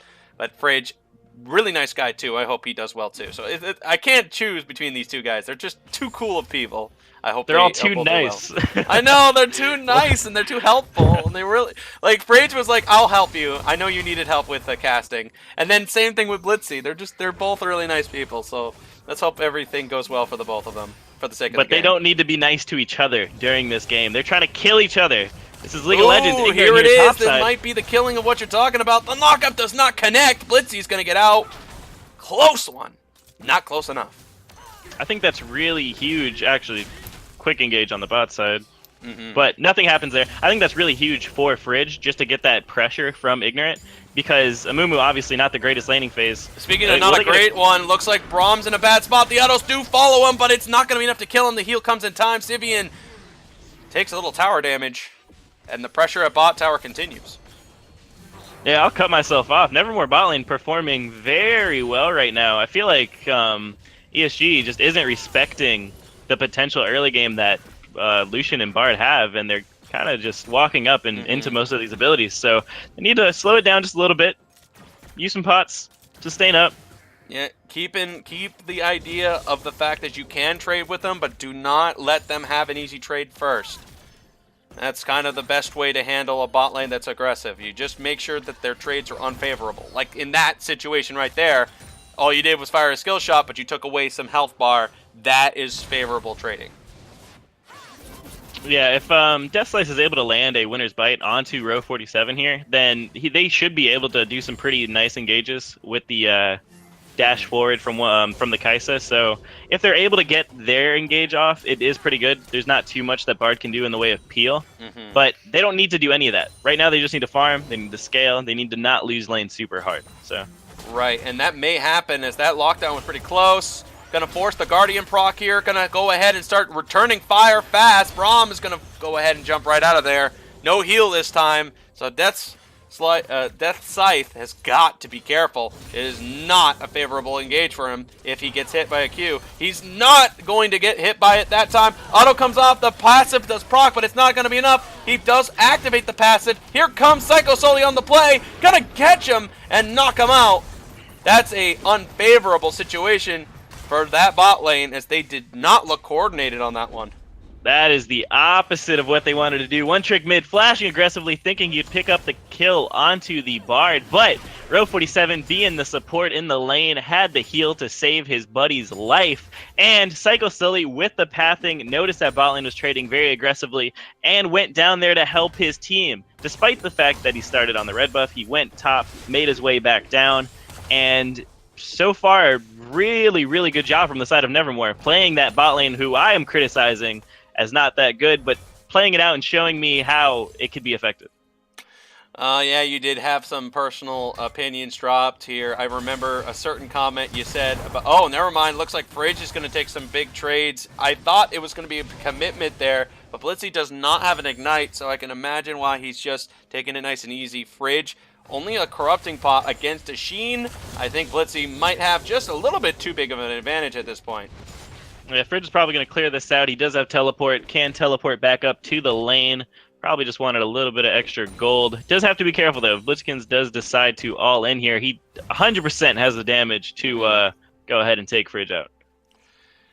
Yep, but nothing like insurance, like having an Ignite, which so far only the enemy team seems to be the one that has that type of thing, where on the team that I keep talking about that wishes they had Ignite, they never have it. Well, in any case, look at this Wombo combo setup. Fridge is going to start backing off here, but this Ornn is well out of place. It's going to be out of place, but he does have the flash. Yeah, I think it's the vision in the tri-bush that gave away that big play, and it looks like Ornn's going to back all the way back. And that pressure certainly worked out for as well as it did. Q does proc a little bit of that shield that he had, but doesn't seem to hurt him too badly as the laning phase continues for those two. Meanwhile, passives are starting to get procced on each other, almost onto the Lucian, but not going to be enough. Lucian is on the third, but not going to be enough to risk it for a better play. They're going to back off. They are not able to trade at all here in the bot side. BF sword on the Lucian to the two long swords for Kaisa. They just need to... This is basically retreat situation. Just farm a new tower. Hopefully Zac doesn't dive you, which could potentially be a play, especially since you have Bard there who is able to deactivate the towers should they decide to go for it. Level 6s are now online to the level 4 of Death Scythe. You can't be walking up here. Oh my goodness, I think they might have used that a little bit too much, or too soon, but anyway, it doesn't seem to matter. They're going to go in and throw everything they got. Blitzy misses the ultimate! Oh my goodness! It's going to be some burst damage coming through, and the Braum passive ends up getting the quick kill on him. Ari's going to come in. The big fight at bot lane is going to continue as Death Slice is going to squeeze out of there. Ignorant going to get the knock up CC, and it looks like Psycho Sully's not going to go down. Neither is... Oh, wait, feels bad. Does not go down, and the galley... Oh, wait, yes, he does! The Q lands onto target! Sivian's got to run, though! He's not going to get enough anti-anything. It's a Demacia, as Zac's got to really pull himself together here, folks. The damage is starting to come through. Ari gets a kill for the road. Psycho Sully's still alive. Ignorant somehow goes down. Psycho Sully does go down to Fridge. Can Fridge get one more? Can he get the bandage? He's looking at it. He's watching it. He doesn't need it to land perfectly. He just has to make it count. And he's not going to go for it. Wait. So after... Oh, come on, come on. Oh, I wanted it so bad. After all of that is said and done, To Live is the Smile is the real one that came out on top there. I think he picked up 3 kills and an assist. Yep. So Braum just did not came in at the right time and just... he's huge now. Like, yeah. 3-0 Ari, 9 minutes into the game. They do have to be a little bit careful about that. Definitely. But that's what I was talking about during Champ Select. It could instantly be 5v5 bot lane so fast. when you have the Galio, when you have the Amumu. Oh, But- there's no easier Bard Q you're ever going to land on this one, folks. Lucian is going to make this a clean catch and grab. Beautiful job. Bard was just catched so many chimes. He was just too quick. There's not a ADC in the world that's going to outrun a Bard quite like that. No flash on the Kai'Sa. You gotta respect it. Wait for them to shove up the wave. Against a Bard Lucian, both pretty mobile. And this is the one thing you needed to not happen on ESG. Everyone else could have gone even. Everybody just needed to go even. But bot lane going this tragically is really putting Nevermore in the driver's seat here. Yeah, and it's all because they just don't want to give their pressure too much. They don't want to give up too much ground because they want to get these trades to work. And these trades are just timed not precisely enough to let them easily get it away for free. They're just slightly off target. And it's unfortunate. You know, you run into those situations in bot lane every so often, I imagine. When you're just like, if only it's slightly timed better, it could have worked out. Yeah, it happens. With all this bot side pressure, they do have mid pressure now. Will they be able to go ahead and transfer this into a Cloud Drake? Do they want to transfer some of these leads to the top side? Do they want to transfer them a little bit more mid? We'll see what direction they decide to take. Psycho Sully looking at clearing some more jungle camps onto his top side jungle. Noodle fight's going up in the top side, nothing too much happening. J4 wanted to engage. It's a CC lockdown, does manage to hit the target here. That's a stun passive and an instant proc of the health bar. Galio takes out the Bard, and Ahri's got nothing on this play. That is the power of Kai'Sa there. You saw that ultimate, just able to chase Lucian down. Yeah, and it worked out really nicely for him, honestly. And Blitzykins can't exactly help at this time, and can't really... you know, he doesn't have a TP, so he's just gonna have to keep up there with Fridge at this point. Meanwhile, To Live Is To Smile wants to get a good catch. Gonna use the Q here. Psycho Sully's gonna scare back ESG as the pressure at tower no longer is gonna be an easy grab for him. Well, ESG making a really good proactive play there. Hey, bot lane's getting absolutely smashed. What do? Let's just send everyone down there and help him out. Looks like it worked. We were over here talking about waiting for Nevermore's next play. Deathslide certainly picking a fight with a very big blob. I do not think he'd win that, and they're not going to try to catch him. Let me do analysis. God damn it. Stop fighting. We were talking about Nevermore's next play with all the pressure that they had. And ESG just beat them to it. Now, they do still have a small window in where they could still press the advantages that they have. But it's on them to make that decision. So Fridge here is in a decent spot. He is able to keep up on the farm with the Ornn. Again, Ornn is clearly stronger than Fridge is. But so far, every single top laning opponent he's gone against with this Mumu, he seems to keep up, even though he's not able to kind of completely take advantage of it. Oh, Sivian end up knocking up Sully. Gonna taunt him, and it looks like he will not get out of there. They're going to use the ultimate to try to keep him in play. He needs a charm to land here to keep Sivian in the fight, and they're not going to have it. Sully uses the ultimate. That did not work out like they thought it was going to be. Galio is just so tanky with that Negatron Cloak, with the extra health from the Catalyst. Has a stopwatch available if he even needed it. Doesn't need flash. And against 2 AP users, it's gonna be so hard to take down that Galio. Trying to force him back with the shield here. Try to make him think about their play. Here's a big combo to come in. Galio will hit that easily. It's a CC lockdown that is going to work out perfectly. Blitzykins couldn't even use a single ability as he was locked down for all eternity on that one. They are utilizing this Galio mid every time that R button is available. Right now, they're working on that top tower as they're chipping away at it. A TP now coming in for Sivian as he's trying to help out the bot lane now. He does not have the resources or the mana to do this, but he's certainly going to try. He gets the Ahri lockdown. It's a Bard ultimate to completely negate it. Here comes Zach with a well-timed CC, going to take out 3 members, and Lucian grabs 2 out of that. That Bard ultimate was absolutely huge coming out from PK Feels Bad.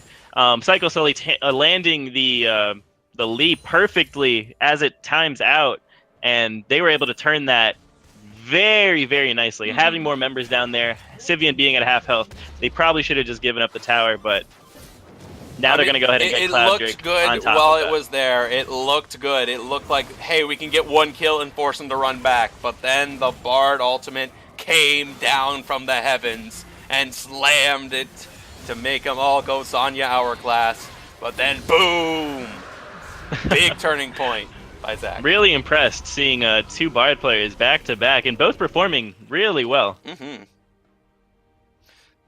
Couldn't really ask for a more clutch ultimate. Meanwhile, looks like Bitsikins just found Ignorant as he was trying to steal the blue buff. Great idea to utilize the fact that Ignorant had no idea that Blitzy would be there to outmaneuver him. He's going to go for the ultimate. He's going to try to take him out. Flash to avoid it. Meanwhile, Psycho Sully going after J4. He dodges it, and Galio looks to be a little bit lost. Ultimate to dodge him. Can't be displaced. So Sully will not catch him either. Grand escape here, and that could have been a steal at blue buff if it wasn't for the fact that that was great idea and shot calling by Blitzykins. They were just flexing their muscles, wanted to see how much all these tanks could hurt each other. There's really no damage here on the top side of the map, Ahri aside, but even then she has so much trouble chunking through all of this magic resist already built up. 2 Abyssal Masks, 3 Mercury Tread Boots going down the line. Everyone following the same build. Pink Ward's being picked up by everybody, which is really, really smart on the side of ESG considering they're behind right now. Mm-hmm. So, they do have look at the vision scores. Looking at the vision scores, you can see. Yeah, oh yeah, definitely. They are just out-racing their opponent. The only problem here is Death Slice is the only one on the hindering side for EpicX Gaming, as his vision score is actually way lower than Bard's is right now. He hasn't even finished his quest yet, I believe, on the support item. No, he has not. From where I'm looking, though, I kind of like what I'm seeing out of their rotations. They're definitely, if they want to bring this game to a close, they're gonna need those rotations to work out really nicely, and it is so far working out for them. They are making these rotations look very clean, very on point, and even though they're not winning all of them, they're definitely showing we're going to stick together and we're going to go down swinging. And it's really nice to see in the early game for them, which was in the earlier of the season and mid-season a bit of a struggle for EpicX Gaming. They definitely look like that's not the case anymore, at least not for this one. Taking a quick look down the lanes, here we are 17 minutes in. 2.5k gold lead for the side of Nevermore, 10 kills to 7, 1 tower apiece. Top lane fairly even, small CS lead on the side of Blitzykins. Jungle's pretty much even. Psycho Sully, though, picking himself up a lot of kills. Mid lane, again, pretty much even. Bot lane is where you see the big discrepancy here. Lucian with 4 kills and a 40-plus CS lead at the moment against the Kai'Sa. Kai'Sa also delaying her build, Psycho but Sully there's an for the engage. steal. He has no escape this time, but Bard is in position for the help. Lucian's on his way too. Psycho Sully will squeeze out of there with the steal on the Wolf camp. Interesting stealing attempt as bot lane is now at top side trying to overwhelm Blitzykins, and the Amumu honestly cannot really handle dealing with a bot lane whatsoever. Meanwhile, they decide to drop the Rift Herald prematurely as they're going to go ahead and try to use it to clear the wave at bot side when they make the rotatos. Looks like they're about to meet each other. Here's a flash, the taunt lands, the CC locks in. He uses a Zanya's in the nick of time, the Bard ultimate. What a great timing on that Bard ultimate! Completely negated that entire catch. Ignorant will entirely go down. The stun lockdown here. This Bard looking for a standout player, and he's about to get one with the way he's playing so far. Another stun landing. Yep, and it's a turning point for Death Slice as he cancels it out. Wow. You can't ask for a better outplay than a Bard ultimate the way that Feels Bad's doing right now. No, that was ESG trying to use the Herald to draw pressure bot and then try and make a play and to catch onto Livis the Smile mid, but here we go. He's going to try something. The Amumu ultimate is not going to be used here. It's a passive that's being procced. He's not going to take his ultimate because he doesn't have it. And it looks like it's going to be 1 kill for the road. Oh boy, I think he might have misplayed there. Yep, there it is. He ends up going down. 1 trick mid will end up falling. Psycho Sully somehow has finally went down. And the Lucian with the flash ultimate to take out the Braum, a 1-3. And this is EpicX Gaming looking a little bit lost on how this Bard has single-handedly turned every engage against them. Yeah, after your first engage doesn't work, just calm down, just slow it down. Let's just wait for all of our abilities to come back up. Hopefully they don't get the exact same play next time. Saving to Live is the Smile's life. 6-0-6 on the Ahri, coming up really big. And PK Feels Bad is just where his team needs him to be, and he's really canceling out a lot of these plays that ESG is trying to make. And honestly, you just kind of wish, man, if you wasn't there, if that was not Bard, oh boy. These fights could have been a little different. It could have been just a little bit different on those engages, and it's been a very exciting match because it's a certain type of playstyle against another one, and it's kind of coming down in a very fun way. Yeah, something else I want to note a little bit earlier as far as builds go. Kaisa slowing her build down tremendously, going with the Blade of the Ruined King first. Not really needed with what your champion does. Essence Reaver being the hot stuff at the moment. But it's just going to take her even longer to get to that point that we were talking about, where she can pop off in the fights. It's just delaying that so much more. So true, very something true. we have to look at. Yeah, absolutely. And honestly, like, the idea, you can see what he was trying to go for here, because it's like, okay, we see an Ornn going to get health items, going to be really strong. Ahri going to have like maybe 1 or 2 health items to come, and it looks like it's going to be some items that they will utilize in the near future, but as of right this second, it's just not going to be that strong. It's just, that's an item for like a 40-minute match when everybody's really tanky. At a 20-minute point, it just doesn't seem like the right item. Yeah, 20 minutes and 4K down. It's a little rough, hindering just ever so slightly. You don't really have good wave clear with it. Yeah, I mean, you have good objective damage, but you're not taking any objectives because you're behind at the moment. So yeah, and Lucian, on the other hand, 2 items already completed.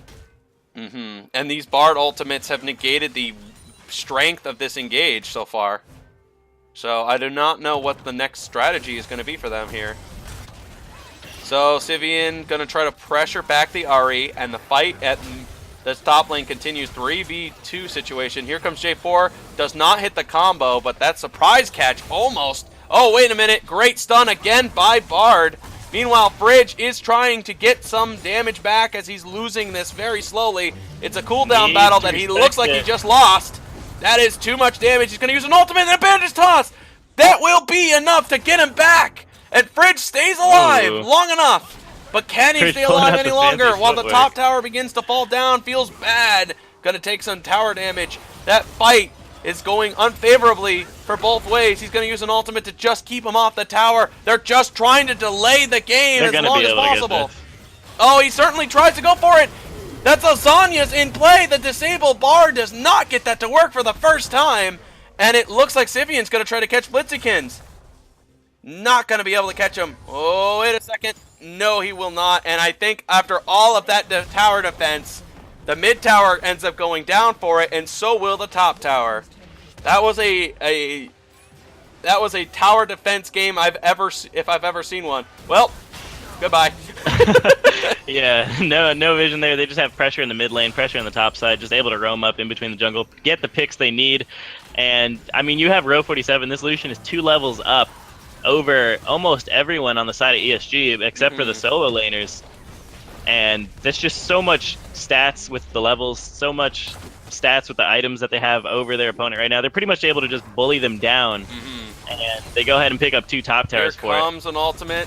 That's going to be a quick dash out by Blitzikins.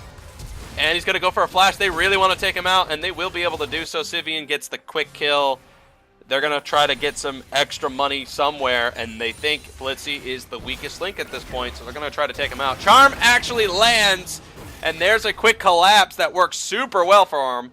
And Nevermore is way ahead right now. That is not your jungle anymore. You have to be extremely careful. It's dangerous to go alone. Take a friend so they can die with you. Because there's really not much you can do at this point. If Nevermore decides to start up the Baron here, this is probably ESG's best chance to contest because they haven't they haven't spent any of that gold. So if ESG was going to make a play, this is the time to do it. Okay, let's take a look at that Baron. It does seem to be at 6,000. Here comes the cavalry to change their mind here. Wait a minute, Lucian was in a bad spot, but not bad enough for them to make that catch and play. Anyway, Yeah, we'll secure the Scuttler vision, clear all this out on the Baron while Nevermore goes ahead and resets. They have a ton of gold. Whatever they want to do on the map is pretty much theirs. Zach is going to finally backing. Ari's going to be backing. This is one of those, man, if you just had a vision ward in that one spot, you know that they're all backing. There's a free Baron for you. But, oh well, that's one of those unfortunate opportunities again. But that's just kind of nitpickish, I have to admit. With the Cloud Drake coming up, this could be a good EpicSax gaming advantage to get. ESG has to be very careful if they do that, because all members on Nevermore were immediately running over to that side of the map. And when you have a Bard who can just lock down the whole team, that's going to be standing in somewhat of a circle. So they make the correct decision. They back off. They do have vision, but they probably should not contest this and just wait for a Baron fight. So Cloud Drake will be going over to them. That's another percentage increase. So now, oh, looks like they might have misplayed slightly here. Blitzykins will be able to get that off in time. Here comes a helpful hand by Braum. He's going to try to keep Simeon alive. He does live 2 more seconds, but it looks like ESG is fully retreating as Ornn is still fighting against the ADC in the backline. Fridge is going to desperately try one last attempt, but that was not coordinated. So EpicSax Gaming ends up losing 4 members for that, and everybody seems to live for Nevermore. That was just a huge catch by Blitzykins on the Ornn. I believe he had a top 5 play in the same area of the map. He is very familiar with that part of the river, and was able to get a huge pick up onto the jungler and AD carry of ESG. So Nevermore, and they just don't have damage. Yeah, definitely. That's honestly something that EpicSax Gaming is slowly coming to the inevitable truth is. This is mid-game right now for Nevermore, and they can win the game, and that's what they really got to do. They're going to try to proc that GA, but it wasn't that much damage. Here comes the cavalry in back again. Bard actually misses the ult badly that time. Here comes Galio with the ultimate to try to scare him out, and Nevermore will escape. And EpicSax Gaming live to see another tower stand. Yeah, that was a little aggressive there from Nevermore diving under the inhibitor tower. No real tanks there to back up the engage. They can simply reset, clear out some of this Baron vision if they want to. Have to be a little bit careful with Sivian in the area, but they should get out just nicely. They've got the position on the Baron right now. The tower at bot side is beginning to be sieged in here. They need to have one person misplay on Nevermore, but I don't think that's going to happen. I think they've got it nice and well positioned here, and Bard will not have his ultimate for the secure play, and they do not have their ultimates for a good catch and play either. So this is just kind of like they can't make a play even though this is the perfect time for a catch. What I'm looking from Nevermore here, like what would really show them being a playoff team, because this is what we're talking about. These are 2 teams that are really fighting for that top 6 spot. So what would really make them stand out here is if they're able to get a clean finish. They have 10k gold lead. It's 21-9 in kills. You have a 10-0 Ahri. Zach is huge. Ornn is going to tank damage. Right now, nobody on ESG does any damage. So if they could set up for the Baron here, take it, set up a nice siege, and if they're able to finish the game cleanly, that to me would show that they deserve to be in the top 6 and that they could possibly be a contender. And if they don't manage to show that, they might be giving ESG too much breathing room for that late game environment. That's something that Nevermore needs to make known. They cannot have a good late game if that happens. Good catch and play there by Bard. He manages to really clutch out that one, and it looks like Fridge might be caught out in a bad spot. That's only tickling him at this point, Lucian. But it looks like they're going to try to stop him from having any chance. Fridge is trying to escape. So is the J4. They're going to try. The Ignite comes through. The ultimate by Fridge to try to save out his comrade does not come through. The Ignite was so powerful by Ahri. And Nevermore makes a clean catch by that. And it's just lack of vision and too much preparation by Nevermore. Now, if ESG isn't checking for Baron as a 5-man, they're going to get caught out and they're going to get picked. There's too much mobility, there's too much different types of engage on the side of Nevermore for people to be going in one by one.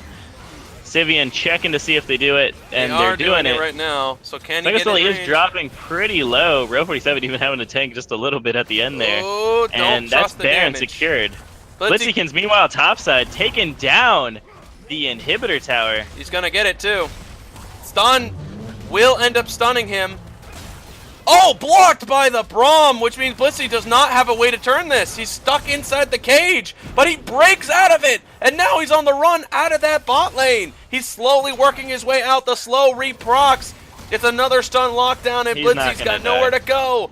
Death Slice is lowing. His health is dropping really fast. He does get the hammer and sickle to go down on him. He breaks him down. Wait a second. This is a double kill for Blitzykins. Oh, so close. But here comes the reinforcements. He's going to have to back off. Blitzykin getting his first kill, overpowering both the Braum and the J4.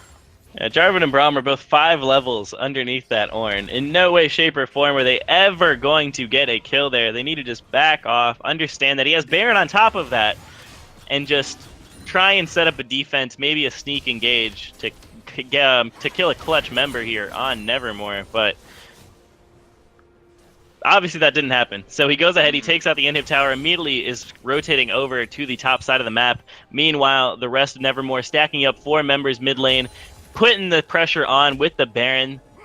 Will they be able to end the game? That is the big question. They have to make their decision come pretty soon. They cannot afford EpicSax Gaming another 10 minutes. This needs to start coming close to the end soon. Bridge is going to walk right up to him. He's not even going to give a care in the world. It's going to be a wombo combo that does not pay off. It's somehow Sivian that manages to get to the back line, but it's not going to be enough of a combination to land. Bridge's ultimate finally goes off, but it's a little too late for that, I think. And it looks like the Ornn gets to the back line, and Lucian's true damage will come through for him. He needs one more for the Penta, and he's going to get it. He gets it. Shoots him right in the back to get it. And that should be the end of the game. Nevermore wins it. And EpicSax Gaming has got one thing to say. Damn you, Bard! That's why you don't talk about Lucians and solo queue, because you always get that one guy who's like, yeah, you know, this is probably pretty bad, but I'm going to pop off on it anyway, and Row 47 did just that. Him and PK Feels Bad really carrying Nevermore here, and just stomping. We might have a couple more fountain There should be kills, one more scrim to go while Psycho Sully another works on Penta! that. Another Penta! He's not going to get that chance. Yeah, clean closeout from Nevermore. Once they got the Baron, they were able to set up the siege, had the lane assignments correct, and they closed it out. That's what I was looking for. And fantastic job to them for winning Game 1 against ESG. And it was a tough and hard-fought Game 1. That early game looked almost like it was going to be well in the hands of EpicSax Gaming. It almost looked like that they were going to really show like their late game to bring it early if those catches continued. But the Bard, PK Feels Bad, just would not let his team get caught. Would not let his team get thrown out of position. And no matter what catching play they had, it just kept getting negated. And finally, it ended up with the lack of damage not being able to do what's necessary for the match. We take a look at the damage champions here. ESG was trying to pull the trigger a little bit too early. They didn't exactly have the follow-through of abilities that they were hoping for, and it ended up just not going in their favor, and Nevermore being able to have a couple really nice outplays. To Live as a Smile popping off on the Ari, and bot lane popping off, absolutely. So, again, just all you can say is really good job to Nevermore. Yeah, Lucian's damage to champion certainly came through with the Penta shortly afterwards near the end of the game. Really great job by Lucian to secure yourself as the highest damage by getting a Penta to go and confirm that as well. That's really nice to see. And let's take a look at the Vision Score Awards place here. My favorite topic that everybody loves making fun of me about. It was a really big factor in this game because it was a very important, decidable factor for everyone on the side of each side. And EpicSax Gaming, they looked like they were the ward leaders. But then Bard certainly made his presence known in the Vision place, and he certainly managed to get a lot of plays that could have been pretty bad, could have been even worse, to work out. So, not bad, looking pretty good on that statistic here. And the CC lockdown, I got to see how much Bard does. 46 for the Bard was pretty good. Looks like the Ornn was 54. So that seems to be the highest one. But wow, clutch Bard play. And honestly, clutch play by the Ahri as well. 11-0-13 was almost untouched and unkillable in that match. Perhaps Ahri is back in the meta in some way. But until then, folks, gotta say, really happy about how this turn of events came around here. Stick around. I've got more scenes to show you and more gameplay in the near future. See you guys soon enough, as I'll be getting everything ready for you.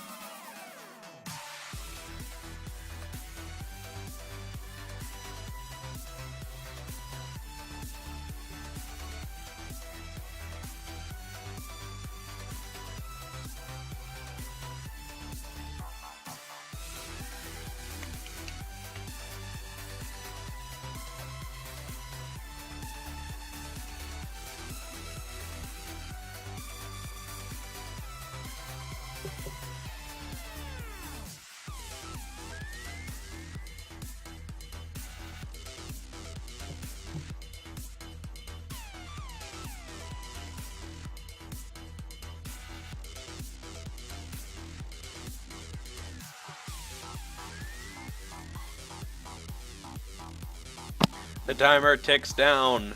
The clock is about to run to 0. Ladies and gentlemen, it's time for the final game of Epic Sax Gaming's final chance to see if they can get into playoffs here. If they take another loss, it is officially over for them. They cannot proceed any further into the playoffs. Dare I say, perhaps it might be already too late. But we'll certainly see what kind of final effort that Epic Sax Gaming has left for them. If you're still an Epic Sax Gaming fan, you've got to cheer for them now. There is no other time to do it. Epic Sax Gaming's final chance to make the playoffs starts now. But if you're a Nevermore fan and you want to see them 2-0 and rise further up in the rankings, then now is the time.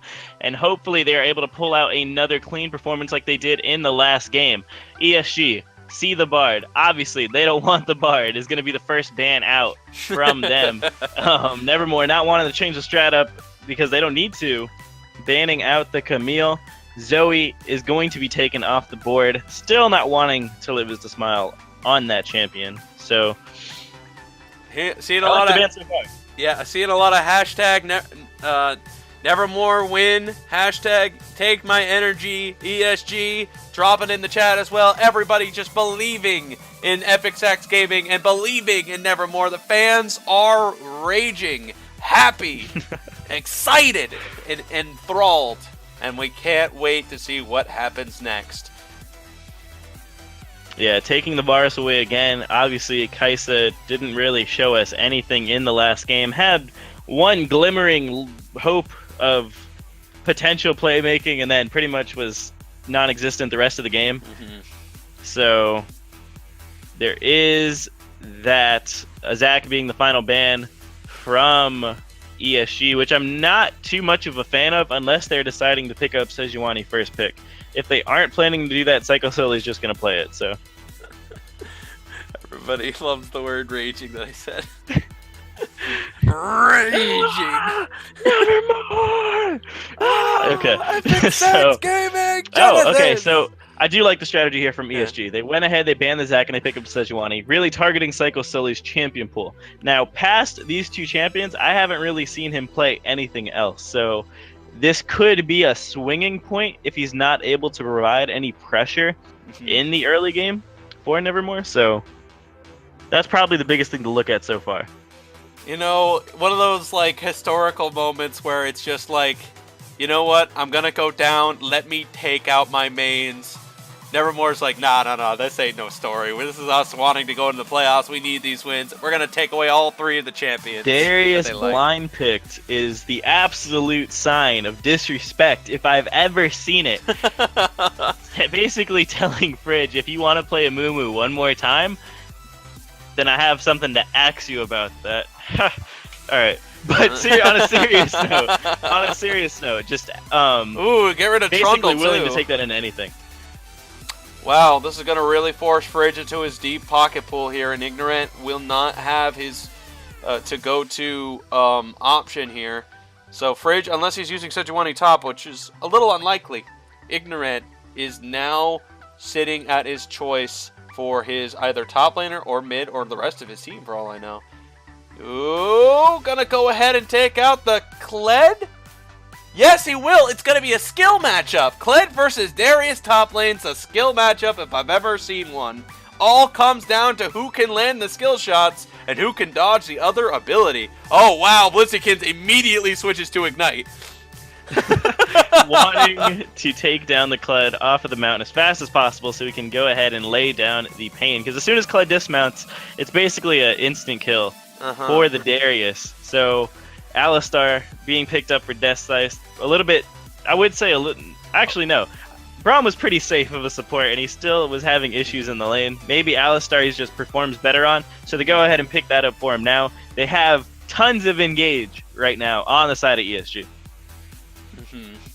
And we are hoping that their engage comp that they are going with again will this time come to fruition for Epic Sax Gaming here. Nevermore, they're taking a very interesting strategy of just trying to use, I would say, to weaken their opponents to the point where they can capitalize on it. I think that seems to be the idea for this approach, because it doesn't seem like they're trying to do anything other than We need to weaken them in the team fights and just try to get to the point where we could just kind of overpower them. With Darius and Trundle and Talia, you just need to get one ultimate off for Darius and you can start dunking away. It looks like they're going to be very lane focused here on Yeah, the side of Nevermore very because as of right now, there's really no team fighting tools. There's no hard CC by any means.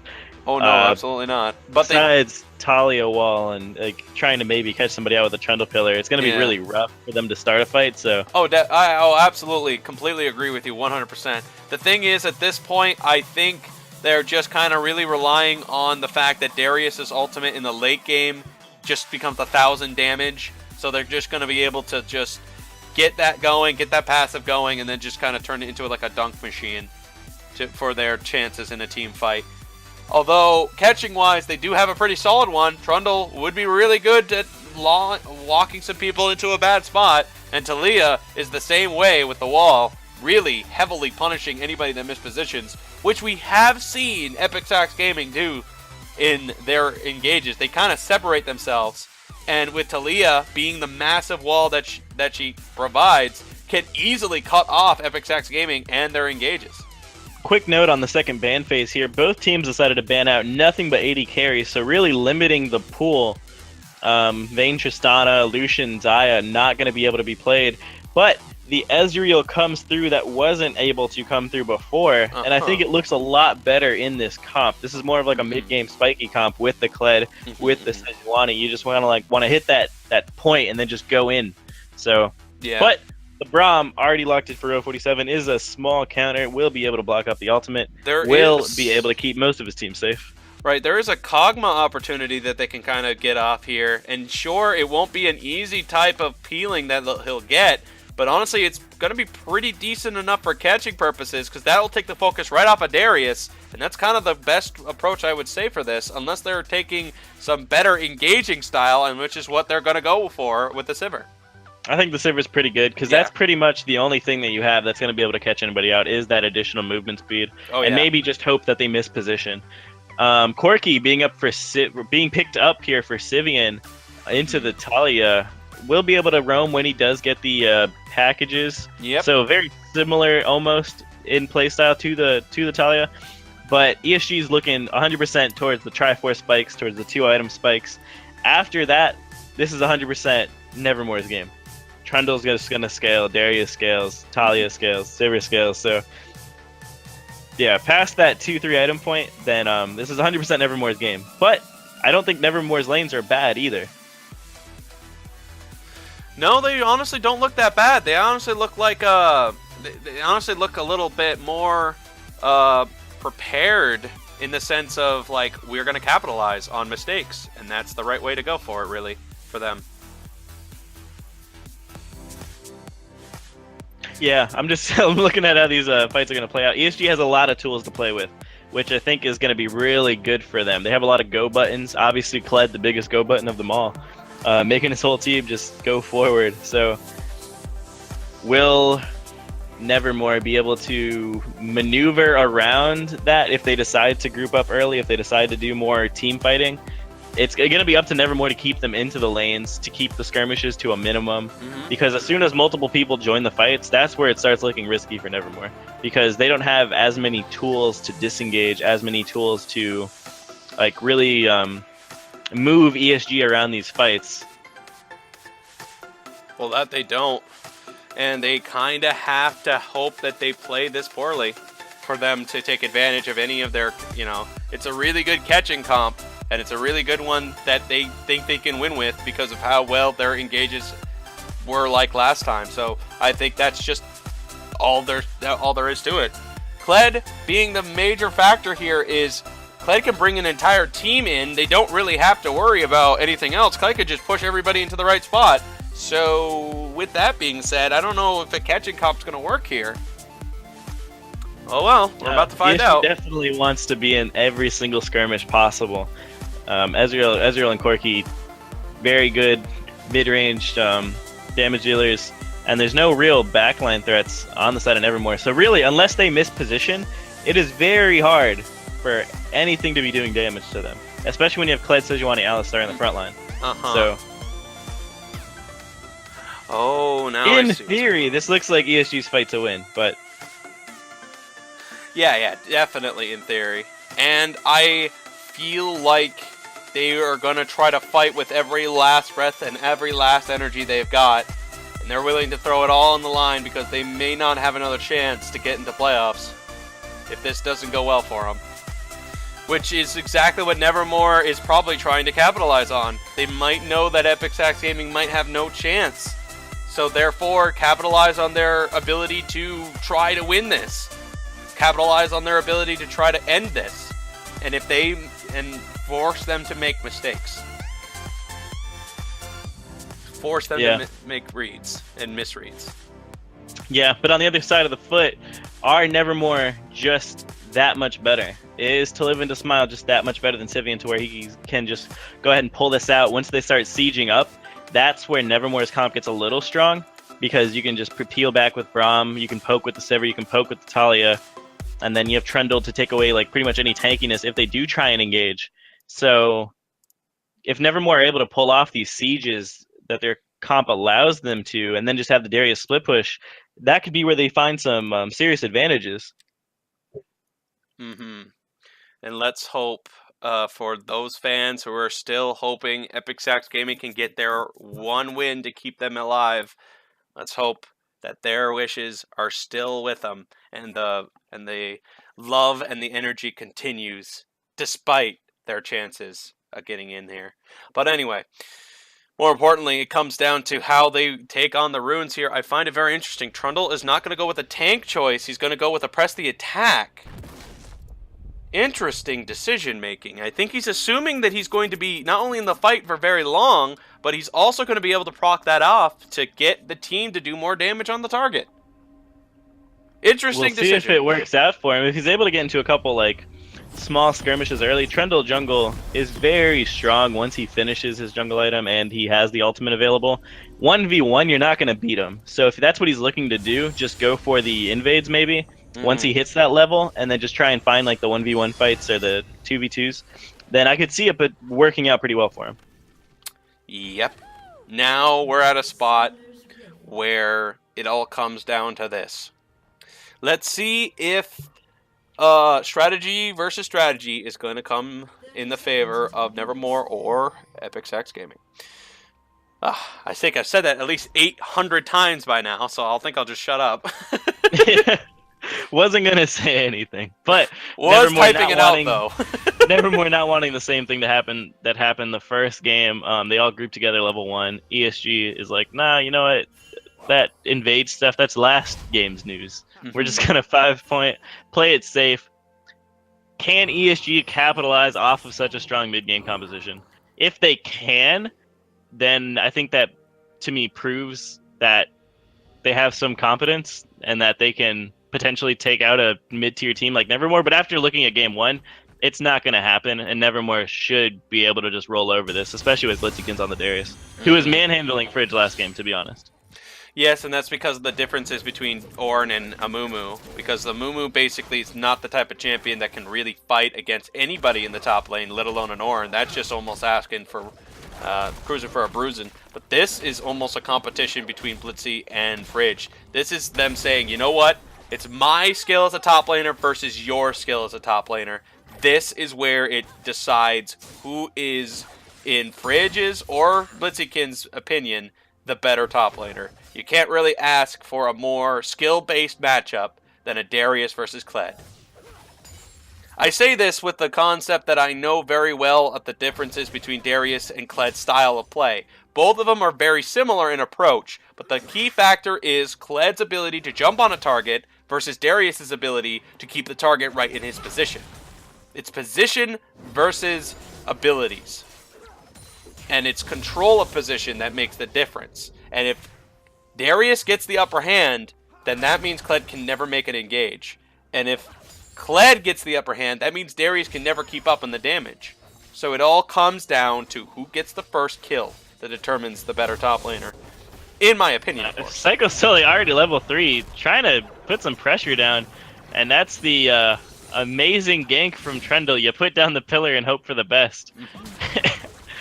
not doing too much, but does offer a little bit of pressure in the mid lane. Sivian, weird start there with the Doran shield. But Ignorant responding. Blitzykins is really caught out here, and I don't think he's going to be able to get out. The stun lands. And I'm sorry I just play-by-played that for you, but yeah. I mean, hey, the stun lands, right? Yeah, that was really good. That is exactly what Fridge needed. That will put him ahead. So Blitzy's going to be on the worser end of these, and it's going to come down to skill-based matchups so far. As we've noticed, Fridge is starting to really struggle a little bit trying to hit these Qs on him, and Blitzy's been able to get these positioning advantages so far. And despite the kill advantage, it seems like skill shots are landing for Blitzy. So that is a good sign for his chances to win against the Kled coming up. By the way, Blitzy did switch back to TP, which I believe you mentioned already, and I just noticed just now. But yeah, fortunately, the wave was pushing for Blitzy as well. He was winning the lane prior to that, so he doesn't have to blow the teleport to get back into the lane.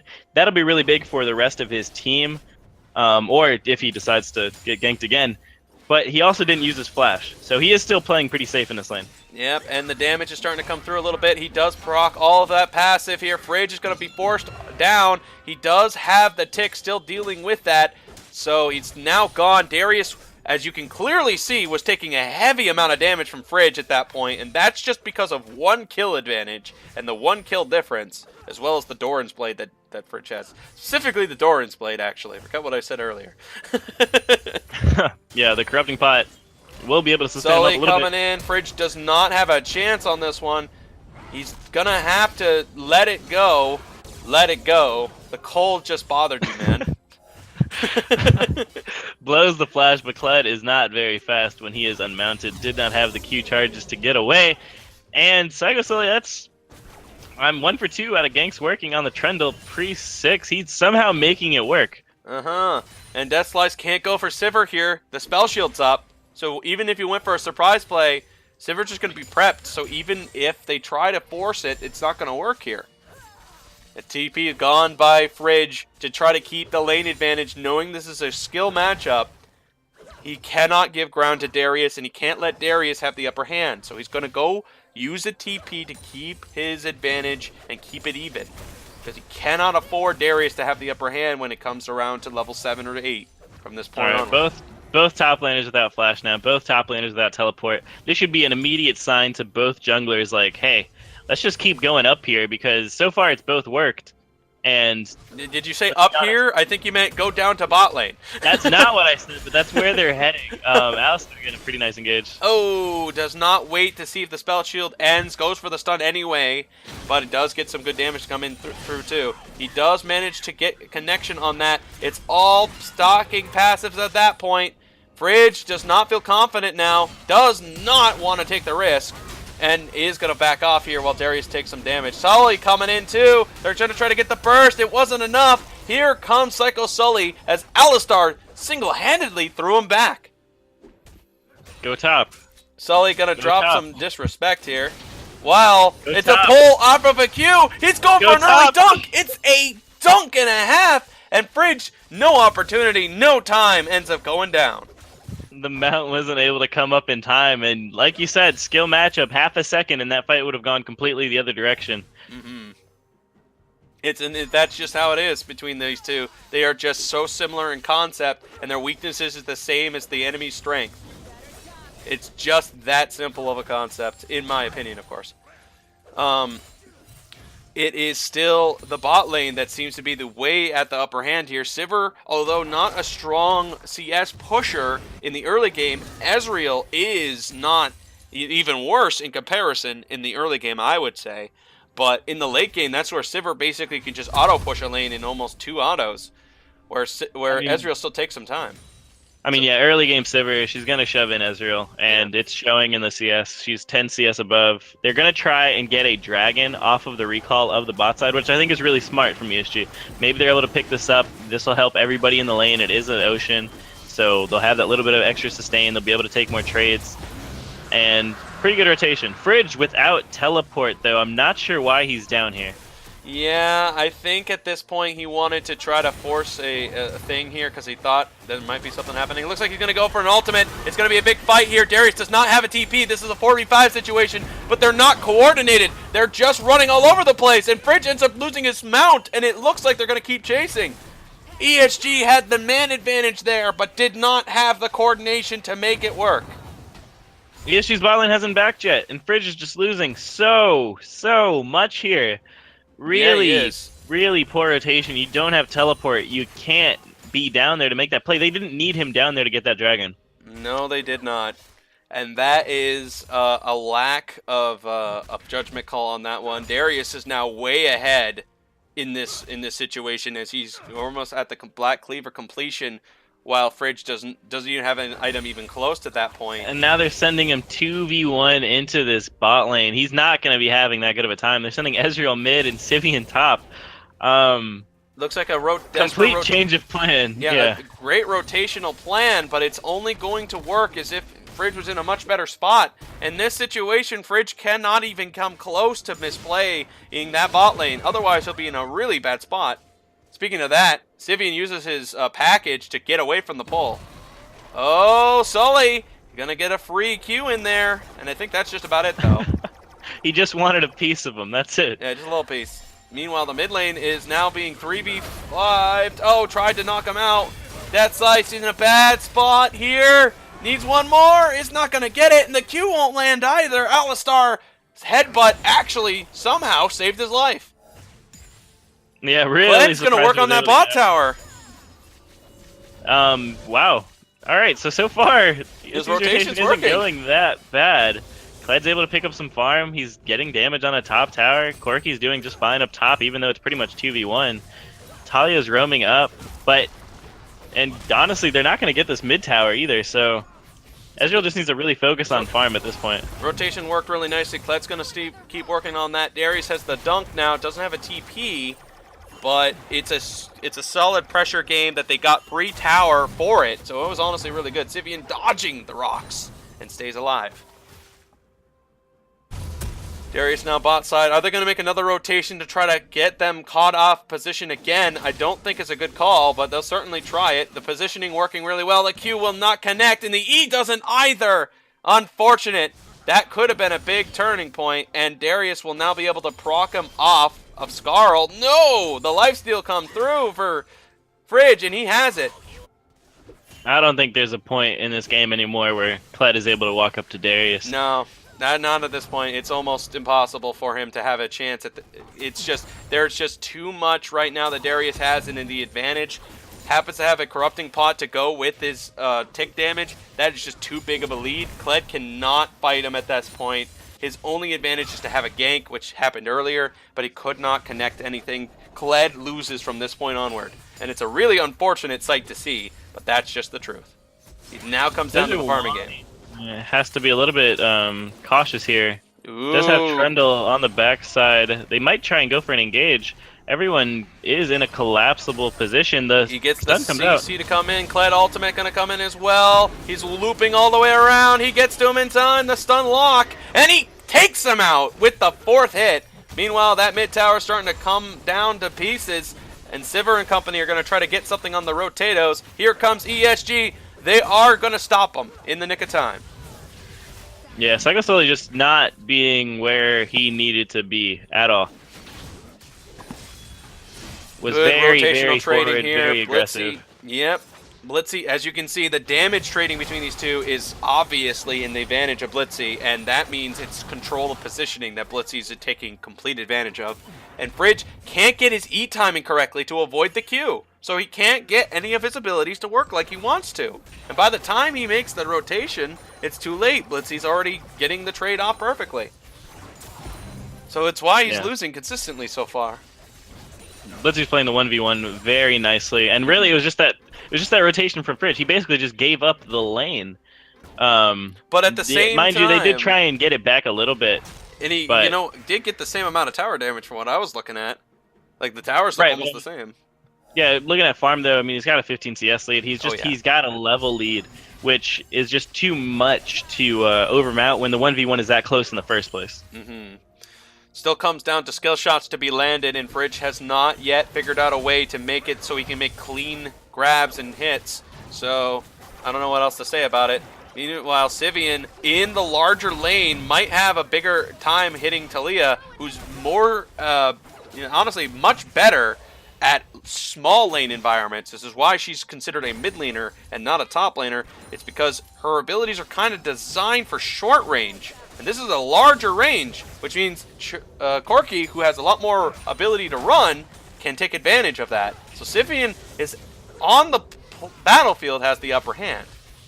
But I don't know for how long, as it looks like the junglers are kind of wedging themselves into this fight at mid, or in this case, top. Yeah, I was gonna say sending 2 mid laners to the top side just screams for jungle pressure. Like, they don't handle the long lanes the best. They don't have the health to really survive a gank that goes on for that long. He does manage to avoid the Q damage a little bit, but Fridge is able to get some of that burst back. It's the dunk that decides the play. He goes for the slam, and there you have it, folks. Again, that's where, that's at that point you don't win anymore, and he just found out right there the old-fashioned way. Meanwhile, the auto attacks by Sivir coming in is going to start really chipping away, and Alistar gets forced into the proc. He's going to go for the headbutt. He's going to try to escape. The Q lands, and here comes bombs away out of nowhere. Sivian surprises the Sivir and gets a quick kill on the trade, but he's wedged into a horrible spot. The ultimate is, can he get one more? No, he can't get it to connect. Oh my goodness. EpicX Gaming could not make the play. The 2v2 losing, the 1v1 losing, Sivian trying to just stop the bleeding, but ends up dying in the process. Does pick up a return kill, but just advantages being picked up from Nevermore. In what I said, they just have the better lanes. So despite the comp not being the greatest, it doesn't really matter if you can just beat up your opponent. And that's exactly what has been happening so far. They've beaten up their opponent, and they're beating them up rather handily so far. EpicX Gaming still has the better team comp strategy. They have a good way to kind of collapse onto a target super fast and really punish them heavily at the front and the back. But so far, they're kind of losing a little bit of ground here, and Darius is slowly becoming a very powerful entity as he's decided to go into the team mat build style. That's a old style. In fact, that's before the Darius changes style. It would have made sense to me if he went with a Triforce, because that way he can proc the W, but to go Tiamat just doesn't really make much sense. He wants the wave clear. He wants to be constantly shoving. Just put as much pressure onto the map as possible. When you're sending the mid laner to go stop Darius, who's a level down, he's going to eventually dive that Corki if given the opportunity. So Darius going to come in, going to try to go for one auto. He's going to get headbutted away, but it should be one more, and there it is. He's going to be able to proc some passive here. The pull does not connect. Alistar's going to get locked down here, uses the ultimate, dunks him into oblivion. He's going to go right onto Sivian and do the same thing. It's not going to be enough. Sivian does not actually survive that. Darius goes down for his transgressions, but he gets himself a dunk for the road.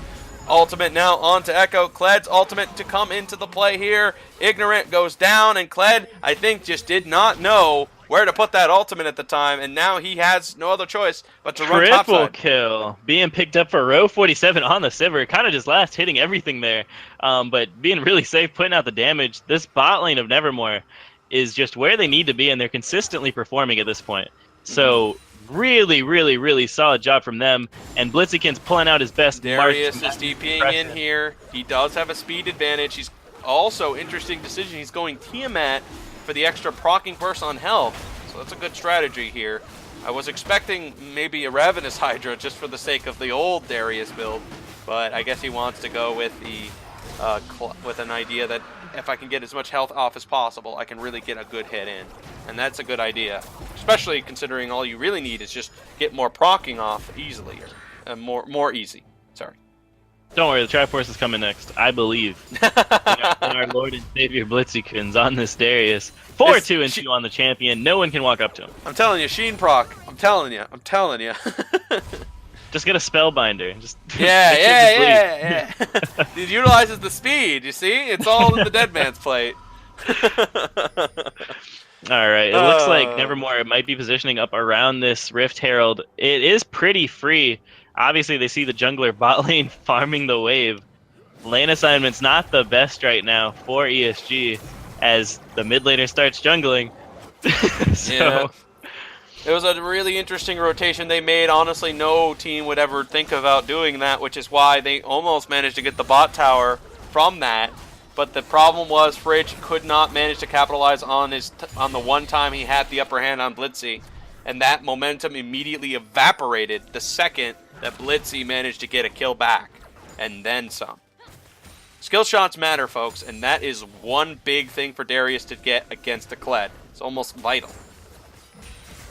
all right, so we're looking at Nevermore here. 5k gold lead at 18 minutes. It's pretty big. Similar to what they had last game. Kill score isn't too big of a difference, but they do have the Rift Herald. They have pressure pretty much everywhere.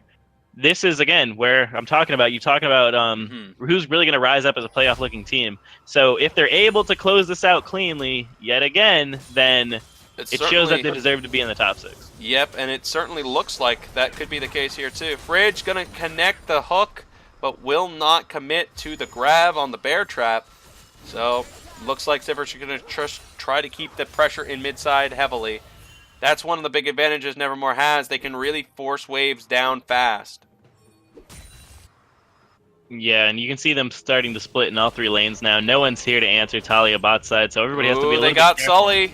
They're going to headbutt him in, get him a little CC lockdown. They will take him out. Fridge does manage to get the kill. Darius is going to need to get every proc pass if he can. He's not going to be able to get it. He's too low. Kled grabs the second kill. All of a sudden, Kled springs to life. He needs one more pass to land. The stun will connect, but Kled's not going to go for it. He's going for the Sivir instead.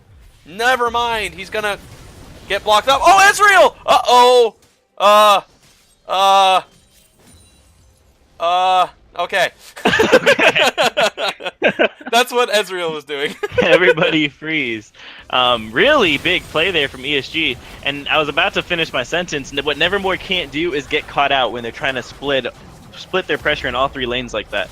Because Talia can't roam up to help. And if they get collapsed on in the top or mid, they're pretty much done for because of, like I mentioned, all the lockdown that's on the side of ESG. So, Psycho Sully, again, being too aggressive in the jungle, gets caught out doing his best Doki impression, and it's cost his team a really big lead there. Yeah, that was basically, they went from a 4K lead closing in to a 2K lead shrinking down.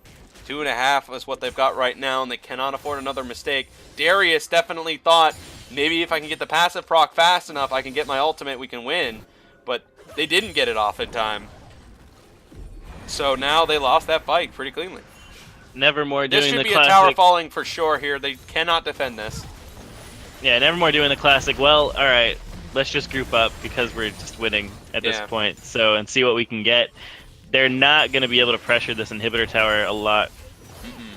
So they'll back off. What they should do is they'll clear some vision around Baron, reset. Maybe they'll start to look to do it while Darius is splitting in some lane. His teleport is coming up shortly. Certainly looking at it. Fridge gets spotted out, and it looks like he was isolated. Psycho Sully was telling his team, "Hey, let's go in, and his team's like, "No, that was a really bad idea. They have the upper hand." It's like, "Oh, come on, I'm the coach. Come on." Ezreal doesn't have the Triforce yet, or the Mirror Mana completed. The blue so will be he's taken. still not fully online. Yep, and Tali takes the blue buff while this bot lane is still trying to poke out the Darius. So close of an opportunity. They both cannot afford to lose this match because they both, like, ESG needs this tie, and Nevermore needs another 2-0 for their confirmation of a playoff team, as you've mentioned, and as we've all mentioned so far. This is definitely like every minute it's going to count, and every single decision ESG makes is going to count for sure. I think this is more looking unfavorable for Nevermore than it is looking favorable for ESG. It looks like Nevermore are just making mistakes, and ESG is just like, well, I mean, if you're gonna do this to us, then yeah, sure, we're just gonna. Wait a minute. Oh wait, they're gonna go for it. Nevermore's on the tail. I think Epic Sax Gaming maybe gotten a little too greedy, but maybe it was all a bait the whole time. They're so fast. Fridge takes out the Sivir in a second. Darius gets slowed down with the exhaust, and they take out Sivir in a moment. They forced them to come to them so they could fight him. I don't think they can do this. That was a really good outmaneuver by ESG, but they're certainly going to try to bait it again. Oh, whoa! Liv is a So smile. much damage. The combo messes up. He gives him a way out. Ezreal's Mirror Man is finally Blitzy fully stacked up. He is squeezes out online there. for this fight. They can't catch anybody.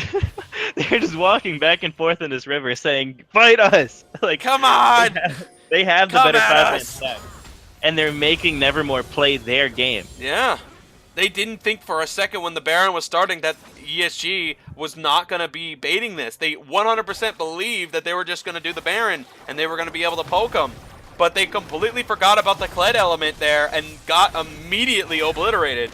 Darius is in position here. The Mountain Drake isn't up for grabs. They will go ahead and get the CC lockdown. Darius is going to be able to get some procs off. He's going to need one of them to get the play. He goes for the dunk early, and that's no longer there. Sivir takes out the Alistar. Kled's going for one member. He's going to take a double kill. He will not get any more, and Nevermore wins that fight as EpicSex Gaming committed to a retreat. At least the carries did.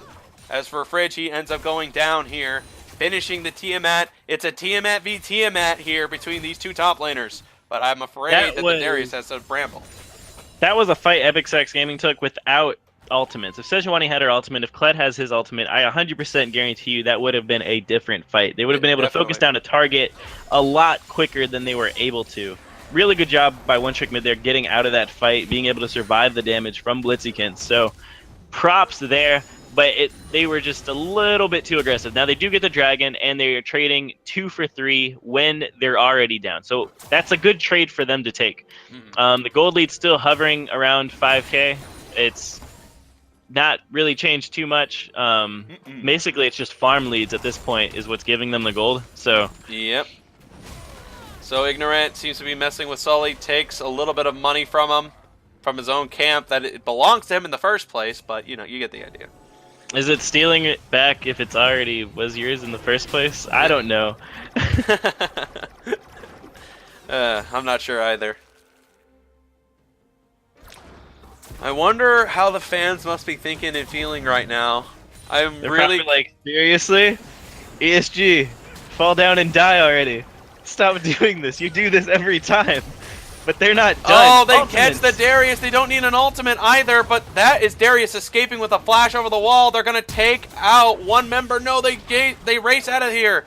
Kled is at the bot tower trying to get that side. It's EpicSex Gaming maybe put too much resources in. Darius is way stronger than he looks. He gets the dunk.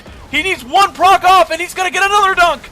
He's going to go on and go for the Ezreal. He does not hit, and the wall ends up helping the Ezreal escape. Blitzy's going to go ahead and keep chasing him down. But he's going to stop here. Kled not being there for that fight, I think, was another big misplay by EpicSex Gaming. Yeah, not having your primary tank in the front line. And Darius having flash there was really what made that fight drag out so long. Trying to chase down a Darius and a Braum. It basically hands Nevermore this Baron here for free. Fridge is going to try and get as much as he can off of the bottom lane, but I don't think it's going to be enough. So 26 minutes, Nevermore, like 6-7K gold lead with the Baron, with their lanes ahead. Will they be able to close this out? So Fridge does get 2 towers in response, which is really good for that. You know, get something back for it. You can close the lead a little bit with 2 of those towers. Blitzykins absolutely livid, wants to chase down the Kled, but you're not going to catch a Kled, not at that distance. Even if you did have the Dead Man's Play, Kled's definitely going to outrun you. He is hell-bent on killing Fridge. Fridge somehow picking up 7 kills, though, sneakily. He's 7-4 right now. And that's all because of the catches they made and the surprise plays they had on Nevermore. The one time they take a risk, it completely backfired on them.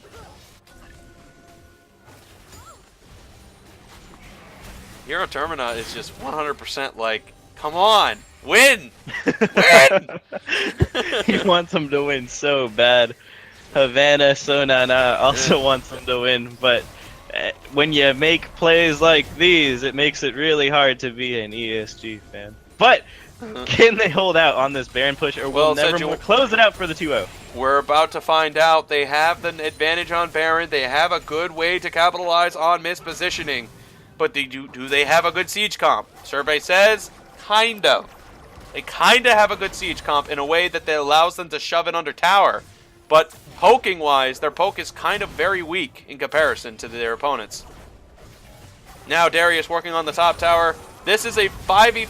This is a good situation for an engage, but Fridge is not taking it. He's looking at it. Darius cannot get there in time. This is still the situation you can take advantage of, guys. I think they're waiting for Sejuani to come back up. They don't want to take the fight 4v5.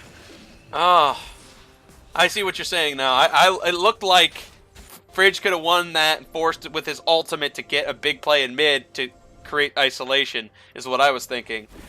And Darius couldn't make it there in time by the time the fight would have been over. Darius right now is 3 levels above Fridge. Yes, he is. And shoving that wave in again and again with Baron is just going to be so brutal. They rotate down, pick up a bot tower. TssT Smile is going to be holding this wave in the mid lane.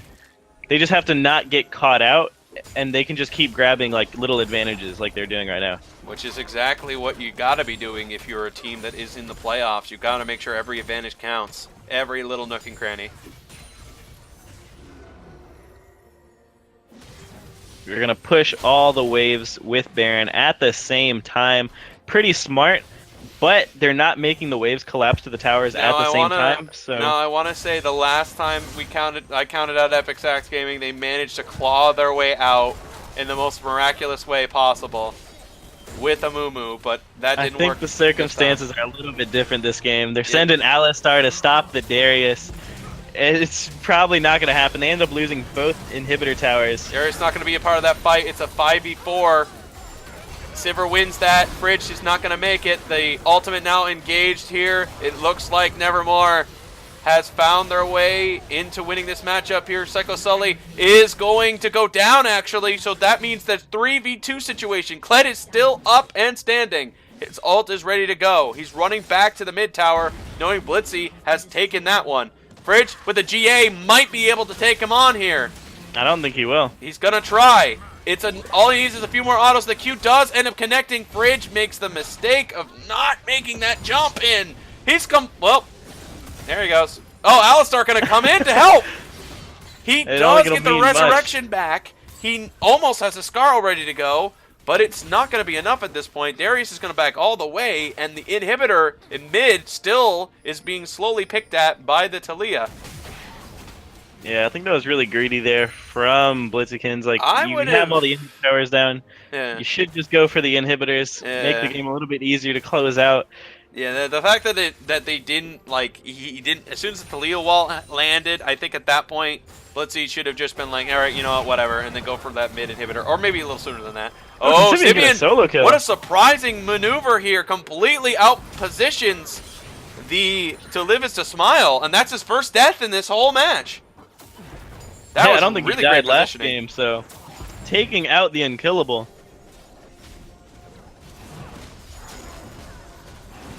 And that Corki's fully online right now, by the way. He's got the Triforce. He's got the Infinity Edge. No, Ignorant gets caught out in that spot. It looks like he will get out of there. It needs to be a play that did not need to happen. The Q need one proc, and Sivian's dead. Blitzy needs to touch him one time, and he's not going to get that chance. The ultimate comes in. Wait a second. He's bursting with speed all of a sudden. What is that from? That looks like, I think it was from his phase rush somehow. Somehow the proc worked for him. Okay. That was weird. Yeah, I don't know what he hit him with, but okay. Yeah, I don't know. Darius mechanics. Yeah, Darius mechanics, absolutely. Sivir, meanwhile, in the bot lane, going to be taking out this inhibitor. This is the most torturous way for a team in a competitive series to lose. Losing every inhibitor in the slowest possible way you can. It's the slow, painful, dragged-out death. 10k, 11k gold lead on Nevermore. This is exactly what EpicSax Gaming wanted. This is what they wanted when they wanted to play their match. They wanted this to be as slowly and as painfully as possible if they're going to lose. They want the fight for every single inch that they can still get. And they're getting picked apart simply because of the rotations and because of the fact that they're just really positioning slightly off and slightly misreading plays. Those tiny, tiny little misplays. Oh, it's so painful because it's so close. This is what I just don't like out of Nevermore, though. Like, I felt like they had multiple chances there to pretty much end the game. Oh, definitely. And they haven't done it yet. I'm being really critical because this is the moment where you need to prove that you're a playoff top 6 team. Yeah. So, this, as I agree with you, I think at 30 minutes into the game, they already had the 3-2 advantage. They could have just go ahead and start pressuring the tower a bit and/or take every inhibitor. As you can still see, the mid inhibitor is still up, which should not have been the case. They're grouping up for this Baron. Darius gonna go ahead and just look back at him and walk away. It'll probably be just one more Baron, and then that's pretty much game. Yeah. So we'll see what ends up happening. So Nevermore will be doing this. So they're gonna go ahead and start it right now. This should be a quick and easy take for them. No way they can really contest this unless Fridge is gonna risk it all here. Yes, they will make the risk. Fridge is gonna wait until Darius is in a bad spot. He's gonna wait a little bit longer. Headbutt comes in. They're going to throw everything they've got to get this. To live as a smile gets obliterated. Kled's going right for the jungler. The ultimate comes in, and Darius is able to get these procs off in time. Another dunk. He's chasing away the Epic Sax Gaming. They've got nothing left in them. This looks like all that she wrote, folks. The TP coming in by Darius. He's going to try to take that and start hitting some towers with it. This is it. This is all that Epic Sax Gaming has left to muster. They do not have anything left. They're going to try to swing it with all she got. Trick ends up going down, and Sejuani soon afterwards. They're taking down the Nexus towers, and they're going to be taking down the Nexus. Nevermore pull out the 2-0 over ESG, and they if get you're one a Nevermore fan, step congratulations. This 2-0 is really important. Extremely important for them in the standings. Yes. Huge win for the Nevermore squad. Well done in both games. To live as a smile, pulling out fantastic performances, and so is the bot lane. I just heard Fridge's plea. Apparently he hates Kled. Literally said, do not pick Kled, but then locks it in. Oh.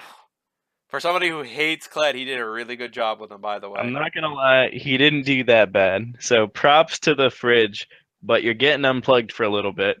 Ladies and gentlemen, this is a day to remember.